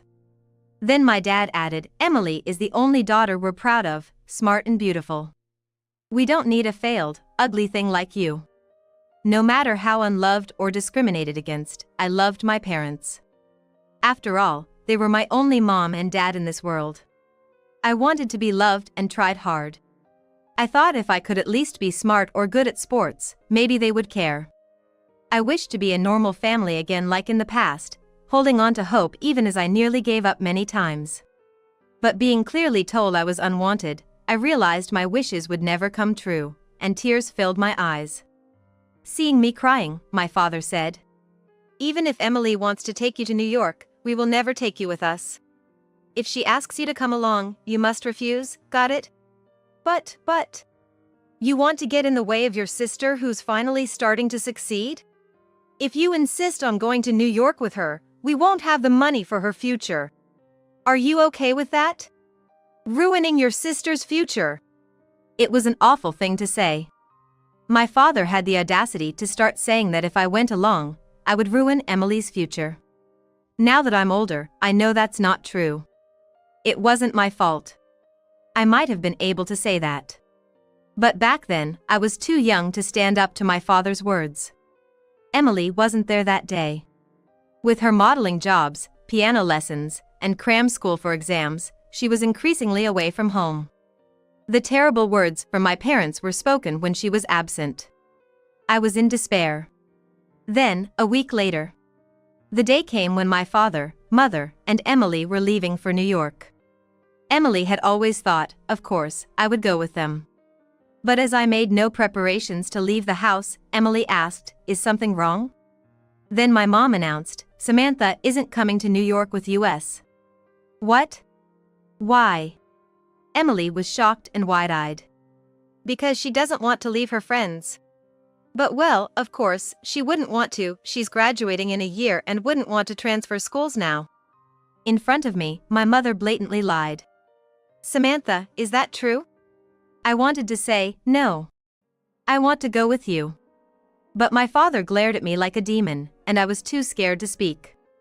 After a while of silence, my father hurried us, come on. It's almost time for the train. While I stayed silent, I thought about whether I should say I wanted to come. But my heart had already reached its limit. Living every day being compared to my sister was unbearable. The thought of those days continuing was too much. And I didn't want to get in the way of my beloved sister, no matter what. I made up my mind. Yeah. I don't want to leave my friends. But how will you live by yourself, Samantha? Emily looked at me with concern. Then my father said, it's okay. Your aunt and uncle said they would take care of Samantha. They'll come to pick her up soon. No need to worry, Emily. I had never heard such a thing. I doubted whether my father had even contacted my aunt and uncle. Emily gently offered several times, shall we go together? If you're not going, I'll stay here, and we can live together. But I shook my head. Staying with her would only hinder her future, I thought. In the end, Emily was forcibly taken out of the house by our mother. I was left behind, clinging to the faint hope in my father's words that my aunt and uncle will come to pick me up, waiting alone for hours in the cold, dim room. But, as expected, they never came. It was probably just a lie my father made up on the spot. What am I even doing? What should I do now? I couldn't believe I had still trusted the words of such a terrible father. I despised myself. My father and mother left, taking only my beautiful sister with them. What should I do now? Lost in thought, I suddenly remembered my grandparents who had always been so kind to Emily and me when we were younger. Desperately searching the empty house, I finally found my grandfather's contact information. I remembered how we used to visit our grandparents' rural home every year when our family was still normal. However, once our family turned abnormal, my parents lost interest in both my grandparents and me, leading to estrangement. Calling this number was a gamble. I wasn't sure if it would still connect me to my grandfather or if he would be willing to help. With trembling hands, I dialed the number written on the note. I didn't have a cell phone, so I had to go to a nearby payphone. My heart started pounding wildly. Ring, ring, ring. Hello? He answered. At the sound of my grandfather's voice, I burst into tears and cried out. Grandpa! Help me! What's the matter? Is that you, Samantha? Emily? It's Samantha. Dad and Mom abandoned me because they said I'm ugly. They're living in New York with Emily. What should I do? I pleaded with my grandfather in a trembling voice. Then he said, I'm coming right now. Just wait for me at home. I started walking back home, waiting for my grandfather. The fear of being betrayed again, the fear that he might not come, was unbearable. But a few hours later, my grandfather really did come. And my grandmother was with him. They both looked quite disheveled, as if they had rushed over. Seeing me alone in the empty house with just a few belongings, my grandfather was furious. I'm unwanted. They said they don't need an ugly daughter like me. I couldn't help but cry again as I spoke. Then my grandfather hugged me tightly. Don't worry. How about living with us from now on? And you're not ugly, Samantha. You're such a beautiful girl, my grandmother added. You have a model-like figure. Be confident. You'll see. Samantha will become a wonderful woman that everyone will admire. They held me until I calmed down. After that, I lived with my grandparents. When we got home, my grandfather immediately called my father, but he didn't answer despite numerous attempts. After about 10 tries, it seemed like my grandfather finally got through, but after the call, he was furious, saying, I don't want anything to do with such a heartless man. I didn't know what they talked about, but I could guess it was probably about how they didn't need me or how important Emily was to them. But having my grandfather stand up for me brought some peace to my heart. No one had ever defended me against my parents before, and maybe that's why it felt so good. I had to transfer schools and couldn't attend the high school I wanted to, but living in a warm home where I was greeted with smiles and hot meals every day was blissful. Though I sometimes thought of Emily and my parents, I never felt lonely, thanks to my grandparents' loving care. 6 years passed, and I celebrated my 20th birthday as an adult. I was living away from my grandparents due to work. Today, on my rare day off, I decided to visit my beloved grandparents. They were thrilled to see me, saying, "We've missed you. You've become so impressive." As we were catching up, the doorbell rang, and my grandfather went to answer it. Moments later, I heard him shout, "Get out of here right now." Wondering what was happening, my grandmother and I headed to the entrance, and there, to my shock, were my parents. Dad, Mom. Ah, there you are. You've grown up so much. You've become such a beauty. Wow, we're surprised. They looked at me with smirks on their faces. The last time I saw them, they had been quite different.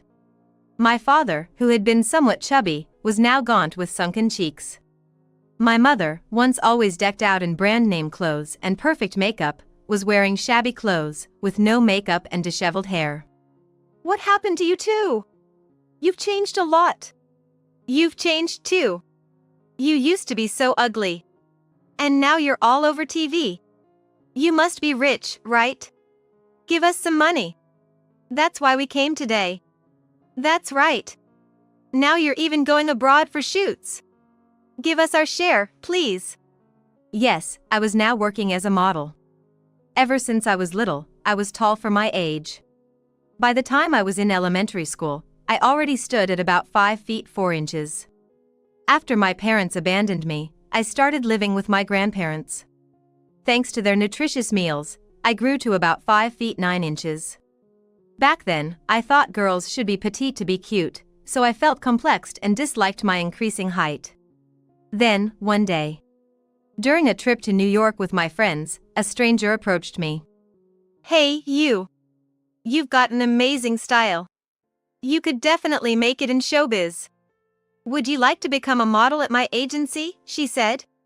At first, I thought she was suspicious, but her business card showed she was from a well-known major agency. I was thunderstruck at being scouted. When I got home and told my grandparents, they were thrilled. Didn't Grandpa tell you? Samantha, you're beautiful and have a great figure. You're Grandpa's pride and joy. And so, I left my grandparents to live in New York. Though it was sad to leave them, I worked hard, eager to show my beloved grandparents how well I was doing. My efforts paid off, and I became a sought-after model on TV. When my parents saw me on TV and realized I was successful, they came asking for money. Are you kidding me? Is that all you have to say to your daughter after 6 years? Grandpa scolded them before I could. But my dad wouldn't back down. Emily's gone. She said she was leaving for a role in an overseas drama and hasn't been back for 2 years. We've tried contacting her numerous times, but no reply. And now, we've run through all the savings Emily made. Hearing this, I burst out laughing. So you finally spent all my sister's savings. What are you laughing at? My dad snapped. Because Emily is right here. Long time no see, Mom, Dad. With that, Emily emerged from the back of the house. Why are you here? 6 years ago, when our parents took Emily and left. She worried about me constantly. Later, recalling the kindness of our grandparents, she wondered if I might turn to them for help and called Grandpa. Hearing her voice again made me so happy I cried. From then on, Emily and I kept in touch regularly, meeting secretly so our parents wouldn't find out. I was so happy we could be close sisters again. Emily, as it turned out, wanted to be a piano teacher rather than continue in entertainment. But our parents refused, saying, "You'll make more money as a celebrity." When Dad earlier said they had spent all of Emily's savings, it turned out that despite her hard work in the entertainment industry, most of her earnings were taken by our parents, leaving her little for herself.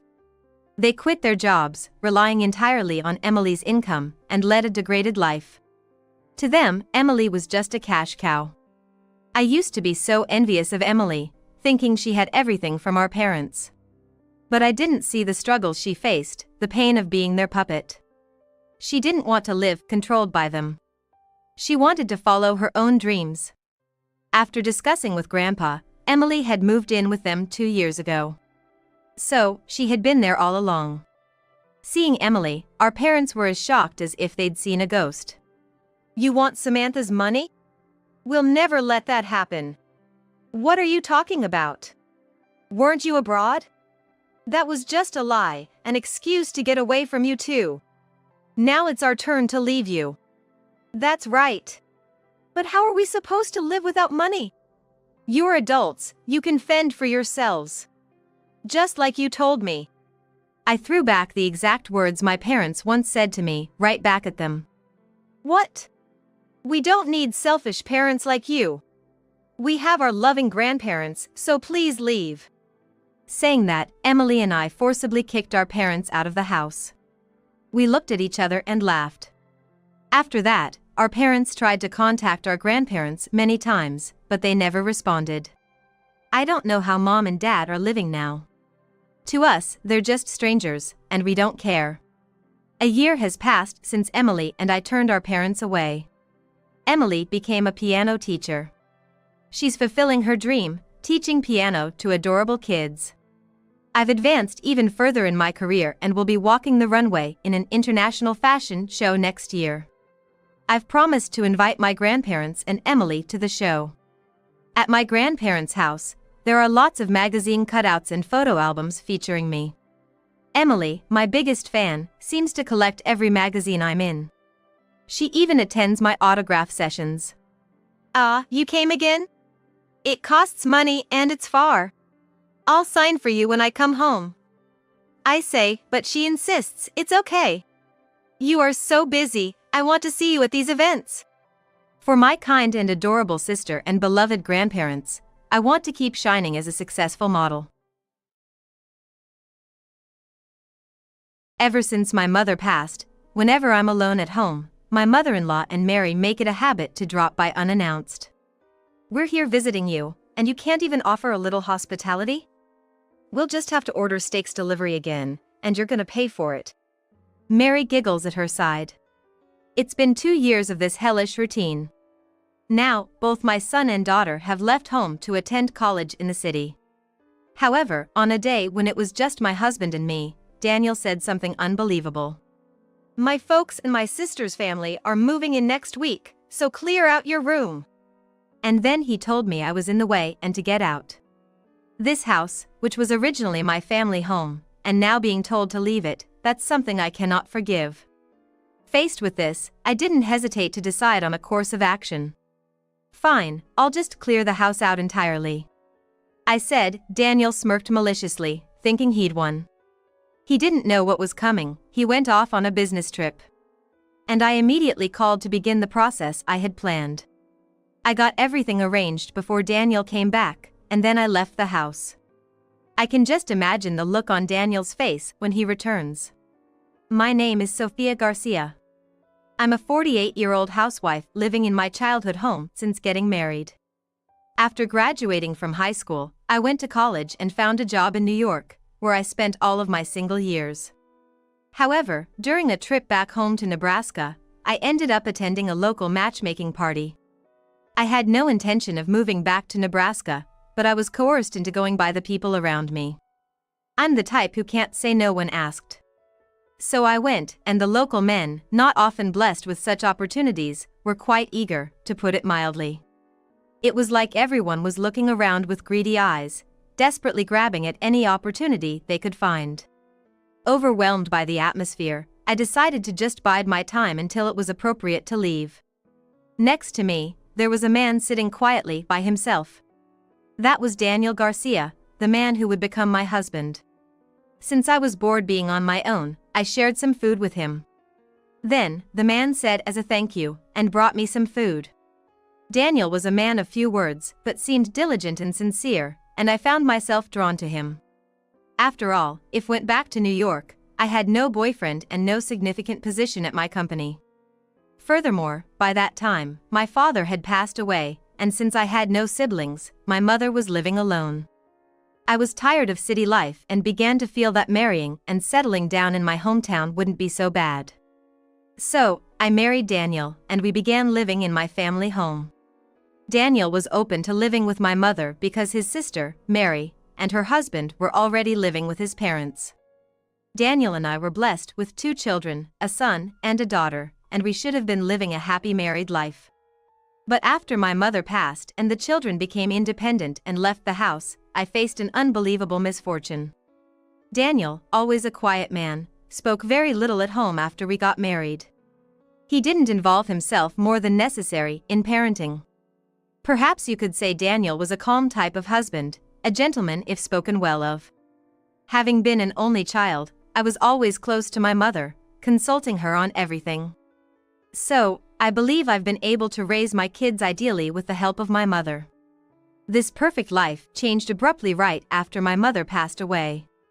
My mother had always found joy in taking care of the family, and after the kids went off to college in the city and left the house, she quickly lost her spirits. And then, before long, she departed to heaven.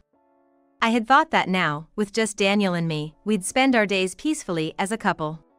But after my mother died, Daniel's personality changed completely, as if he flipped over his hand. The man who was once so gentle suddenly started calling me you in a rude tone and became overbearing. "Hey, you. If you're not busy, at least make some coffee," he would say while sprawly lying in the living room daily, bossing me around. He had never even lain down outside our bedroom before. What on earth happened? Maybe he had been tiptoeing around my mother, his mother-in-law, all this time. But now, he's become arrogant and condescending in ways I've never seen before, even me as his wife. Maybe he feels it's time to let his hair down now that he doesn't have to tiptoe around my mother, but this sudden change has taken me by surprise. Even our children, who come home occasionally, were stunned by Daniel's transformation. What's worse, when they do come back, Daniel just stays glued to the TV and won't move from the living room. And if the children even try to change the channel, he snaps, "Ah.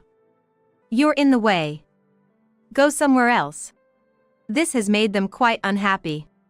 It seems they're uncomfortable being around their father Daniel, who is now so boldly asserting his presence in a home where they were originally nurtured by me and my mother.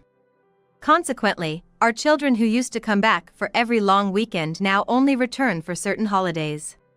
No matter that the in-laws are gone, this attitude is too much. I couldn't take it anymore and decided to casually remark Daniel. "Hey, dear. You seem different lately, what's up with that?" "Different? What do you mean? Maybe since my mother passed? You used to be so gentle, but now you seem quick to anger." When I said that, Daniel's eyes narrowed and he answered with a voice that had an edge to it. "What are you talking about? I've been tiptoeing around your mother all this time. But now that she's gone, I'm the one who calls the shots in this house. If there's something I don't like, it's only natural that I get angry." I had never seen Daniel so intimidating before, and I recoiled in fear. It seems that all the care he took around my mother had been a source of stress for him. However, I never in my wildest dreams thought that Daniel would change so drastically. Ever since, I've had to tread carefully around Daniel, as if to handle him with kid gloves. The misfortunes that have befallen me since my mother passed away don't stop there. I work part-time until 3 p.m. and then return home to do the housework, which has become my daily routine. When my mother was alive, we would enjoy our tea time together at this hour. Now, it's become a completely dreary time. When I get home, my mother-in-law and Mary are waiting at the entrance. "Oh, Sophia, you're quite late. We've been waiting out here in the cold for 40 minutes, that's right. We heard you finish work at 3 p.m., so we came to match that time. Why are you so late?" "Yeah, Sophia. We heard you get off work at 3 p.m., so we timed our visit to match that. Why are you so late?" Indeed, these two have learned that my part-time job ends at 3 p.m., and they've taken to showing up at our house at this time every day. In their home, my in-laws live with Mary and her husband. Mary has taken her husband's surname, Williams, and like us, she has had her husband move into her parental home. They don't have children, and Mary, who hasn't worked for a long time, is always clinging to my mother-in-law. I used to think my mother-in-law and Mary were kind people when my mother was alive. But just like Daniel, these two started to speak very frankly to me as soon as my mother passed away. Sorry about that. I was doing some shopping on the way back. Thinking of the complaints I would hear later if I showed any displeasure to these two, I can only obey meekly. And so, I always end up letting them into the house. Once inside, I need to change my clothes and put away the groceries I've bought. But before I can even do that, my mother-in-law starts to nag. We've come all this way to visit and you don't even offer us a drink? We have no choice but to order steaks delivery again, so you'll pay for it. Mary laughs alongside her. Even though it's nearly 4 p.m., they decide to order delivery food from a restaurant at such a late hour. And, as always, I'm the one who ends up paying. I've been living these hellish days for 2 years now. Of course, I've talked to Daniel about it, but he never takes my side. Mom and Mary think you're lonely after losing your mother, they're just trying to be thoughtful. Complaining would be ungrateful. But every time they come, we only eat expensive steaks, and I'm always the one paying. It's making us run a deficit every month. You should just manage our finances better. If it's not enough, find a part-time job that pays more. Besides, you took great care of your own parents but seem cold to my family, don't you think? When he puts it that way, I'm left speechless. I don't want to quit my current part-time job because the people there are nice. Despite living at my parents' home, I have never neglected my in-laws' home. I've always made an appearance when Daniel's relatives gathered, and I brought Christmas gifts and birthday presents to his parents' house on some occasions. They used to be kind to me whenever I showed up, Mary and my mother-in-law alike. Why did their attitudes change so abruptly after my mother passed away? I don't know what to do, and the stress has been gradually mounting. Amid these troubling days, an even more astonishing situation arose. One evening, Daniel came home from work and announced something unbelievable. My parents and sister's family are moving in next week, so get your room cleaned out. What? What's happening all of a sudden? I panicked at this abrupt news. What do you mean, what's happening? It's just like I said. Everyone's moving in this Saturday, so hurry up. That meant I had only 3 days left. Daniel had decided this major change without consulting me, just arranged it with his own family. Hey, you can't just decide this on your own. This house originally belonged to my family. Quiet. It doesn't matter who it originally belonged to, I'm the head of this house now, and I make the decisions. No complaining. I was so shocked by his horrible attitude that I dropped the dish I was washing, and it shattered on the floor. Then, with a sharp crack, the plate I was holding split into 2 pieces. You're so clumsy. That's why I've become sick of being around you. What do you mean by that? I was caught in Daniel's words, wanting to know what he meant. Then Daniel replied with a sneer and a sarcastic tone. Since it's a good opportunity, let me be clear. Mom and Mary like this house and want to live here, but it seems they don't like you. I don't like being with you either. So, since you're in the way, you need to get out. But that's... Yeah, of course, just like I said earlier, pack up all your stuff. I'll be away on a business trip for the next 3 days, so get it done by then. Daniel had been so cruel to me. Angry at his reasoning, I decided without hesitation to take a certain action. Then, I'll clear out the entire house. When I said that, Daniel smirked maliciously.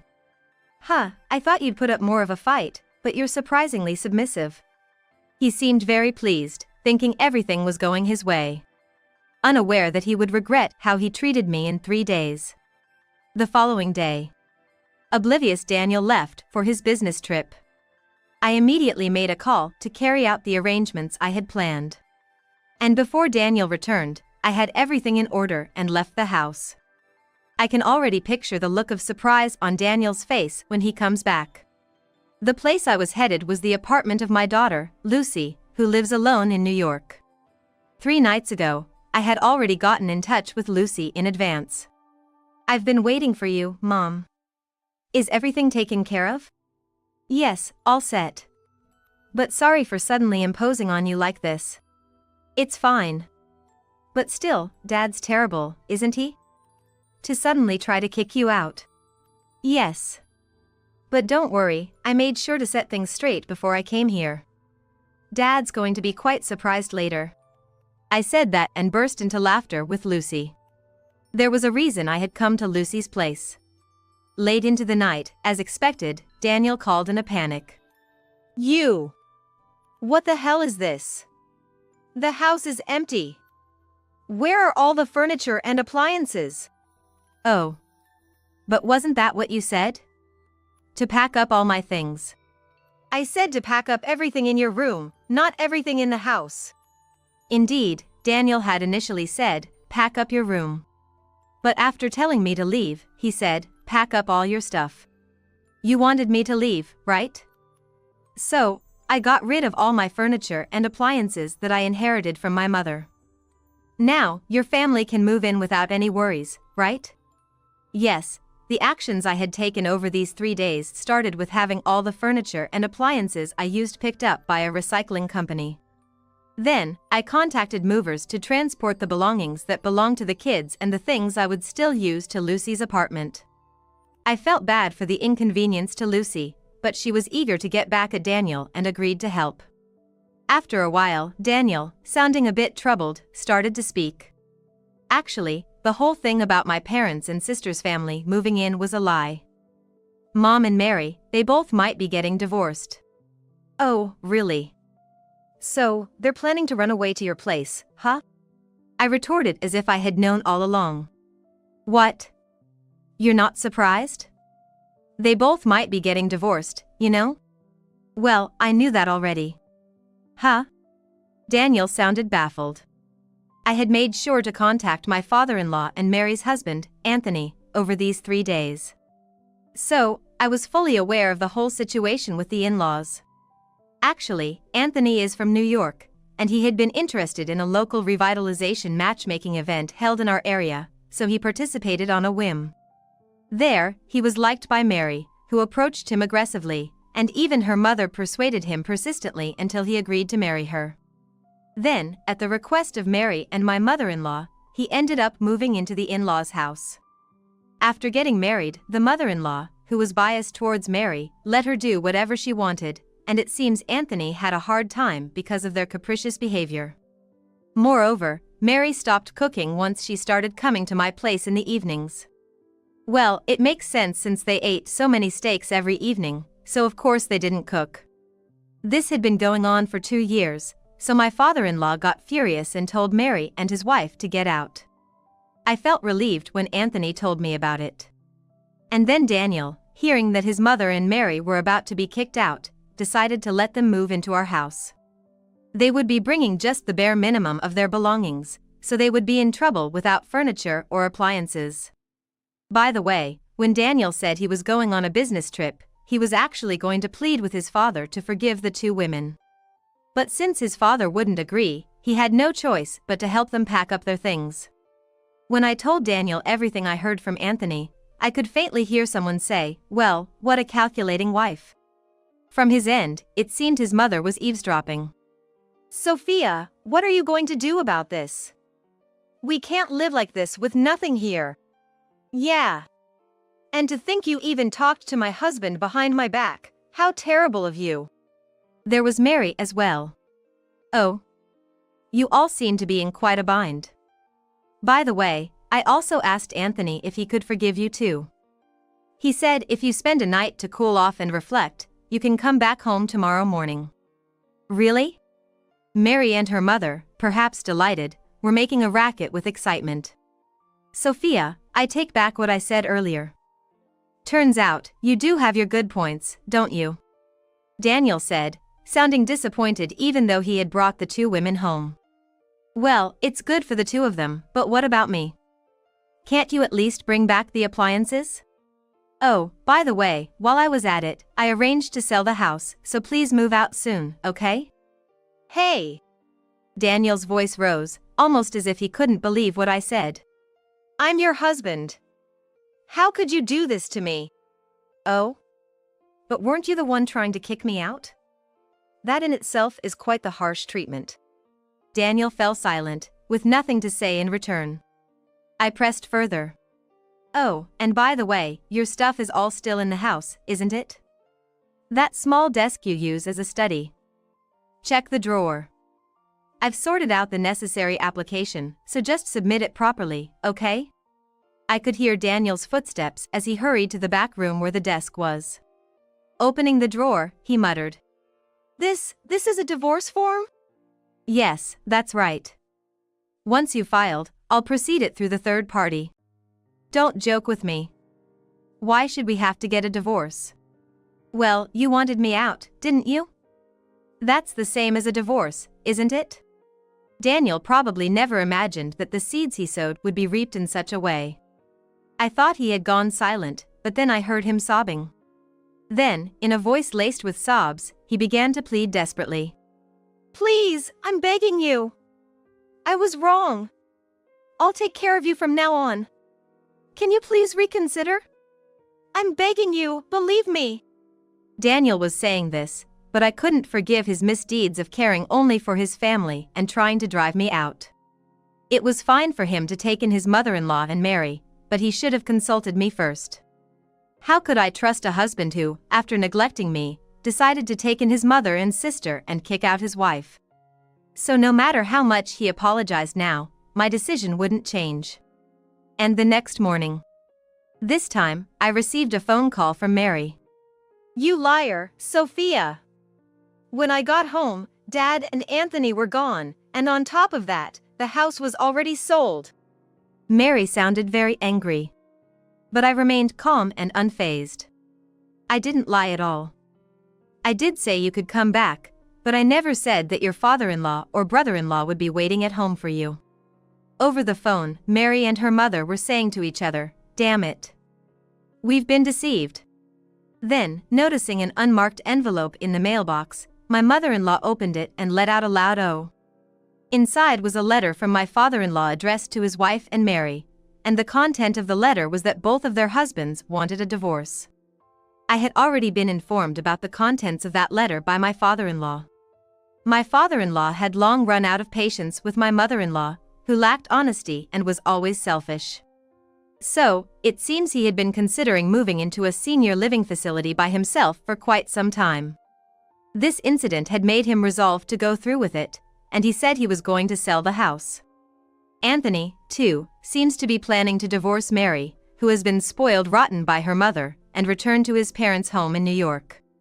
Sophia, you have to do something. We'll have nowhere to live if things stay like this. I don't see how this concerns me. Why don't you go to Anthony's place and ask for forgiveness? I suggested, but it seemed Mary was too proud to admit her fault. She stayed silent and began to sob. Next to her, her mother was comforting her, saying, "Poor thing." And then, grabbing the phone from Mary, she shouted as loudly as she could. You wicked wife! Inhuman! I was startled by the scream, but it seemed like nothing more than sour grapes. I maintained my composure and delivered my final words. All right, I understand. Take care and best wishes. Goodbye. I heard a "wait a minute" from the other end, but I hung up without concern. I was done being bothered by the likes of them. After all, it was their own selfish behavior that brought about this misfortune, and they treated me as the villain to the very end. Soon, I will be divorcing Daniel, making these two practically strangers. Once that happens, I likely won't have to deal with them ever again. Daniel didn't submit the divorce papers for a while after that, so I hired a lawyer and filed for divorce. As a result of the court proceedings, I was finally able to get a formal divorce from Daniel. Daniel demanded half the proceeds from the sale of the house as part of the property division, but the judge ruled it was not marital property, and his claim was denied. How can that be? I have nowhere to live. How am I supposed to survive from here on out? Daniel, enraged by the outcome of the trial, started to yell at me, but he was stopped by the judge. Daniel was completely deflated, but I couldn't find any room for sympathy. It would have been nice if at least Daniel had felt a bit sorry for the daily intrusions by his mother and Mary. My marriage with Daniel ended in the worst state possible. After that, Daniel, now also divorced like his mother and Mary, seemed to be looking for a new home. In the countryside with nothing around, there were no convenient budget hotels or inns. According to a local friend, they were seen setting up cardboard to sleep in the park. At first, Daniel called me asking for help, but recently, even those messages have stopped. Perhaps his phone service has been disconnected. Eventually, I heard rumors that they managed to move into a nearly derelict apartment on the outskirts of town. Daniel's earnings must be barely enough to get by, especially supporting a mother and Mary who have never worked. Mary, who is of an age where she could still be working actively, appears to remain unemployed. Due to her pride, she refuses to work under someone else, no matter how tough life gets. Lately, the loud arguments between the mother and Mary can be heard outside, becoming a nuisance to the neighbors. The mother-in-law, whom I once thought was favoring her kin, turned out to be only looking out for herself. Now in this situation, the non-working Mary seems to be nothing but a burden. Daniel, probably not enjoying living with these two, has recently been addicted to casinos. The earnings that Daniel works so hard for seem to be flying away on the bets at casinos. Friends living back home kept me updated via social media messaging and calls about the situation of these three. To me, it's a story that no longer matters, but when I hear it, I find myself thinking they got what they deserved. Now, I'm living in New York. Just before the divorce was finalized, I had been discussing my plans for the future with Anthony, who had already divorced Mary and returned to New York. It turned out that Anthony's brother ran a food company and offered me a job there. For a while, I stayed with Lucy, but Anthony helped me look for my own place. Thanks to him, I now live alone in a small apartment. I've been completely indebted to Anthony for everything, and I can't thank him enough. Anthony, who has gone through tough times similar to mine, and I find a lot in common to talk about. We both found our spouses at a matchmaking event aimed at revitalizing the region, and both marriages ended in failure. Perhaps that's a strange kind of fate. That matchmaking event hasn't been held for decades now. Despite everything, I still care about my hometown. Seeing fewer people getting married in that area made me worry a bit about the potential depopulation. However, it seems that matchmaking events have disappeared simply because young people nowadays use convenient apps for dating.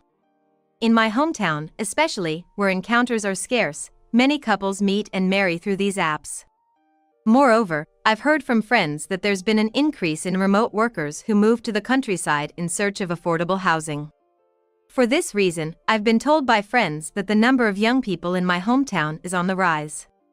Even though I'm away now, it's heartening to know that my hometown is becoming more vibrant. I too am thinking of eventually returning to my hometown to spend a leisurely retirement in the countryside. Lately, I've started dating Anthony with the idea of remarriage in mind.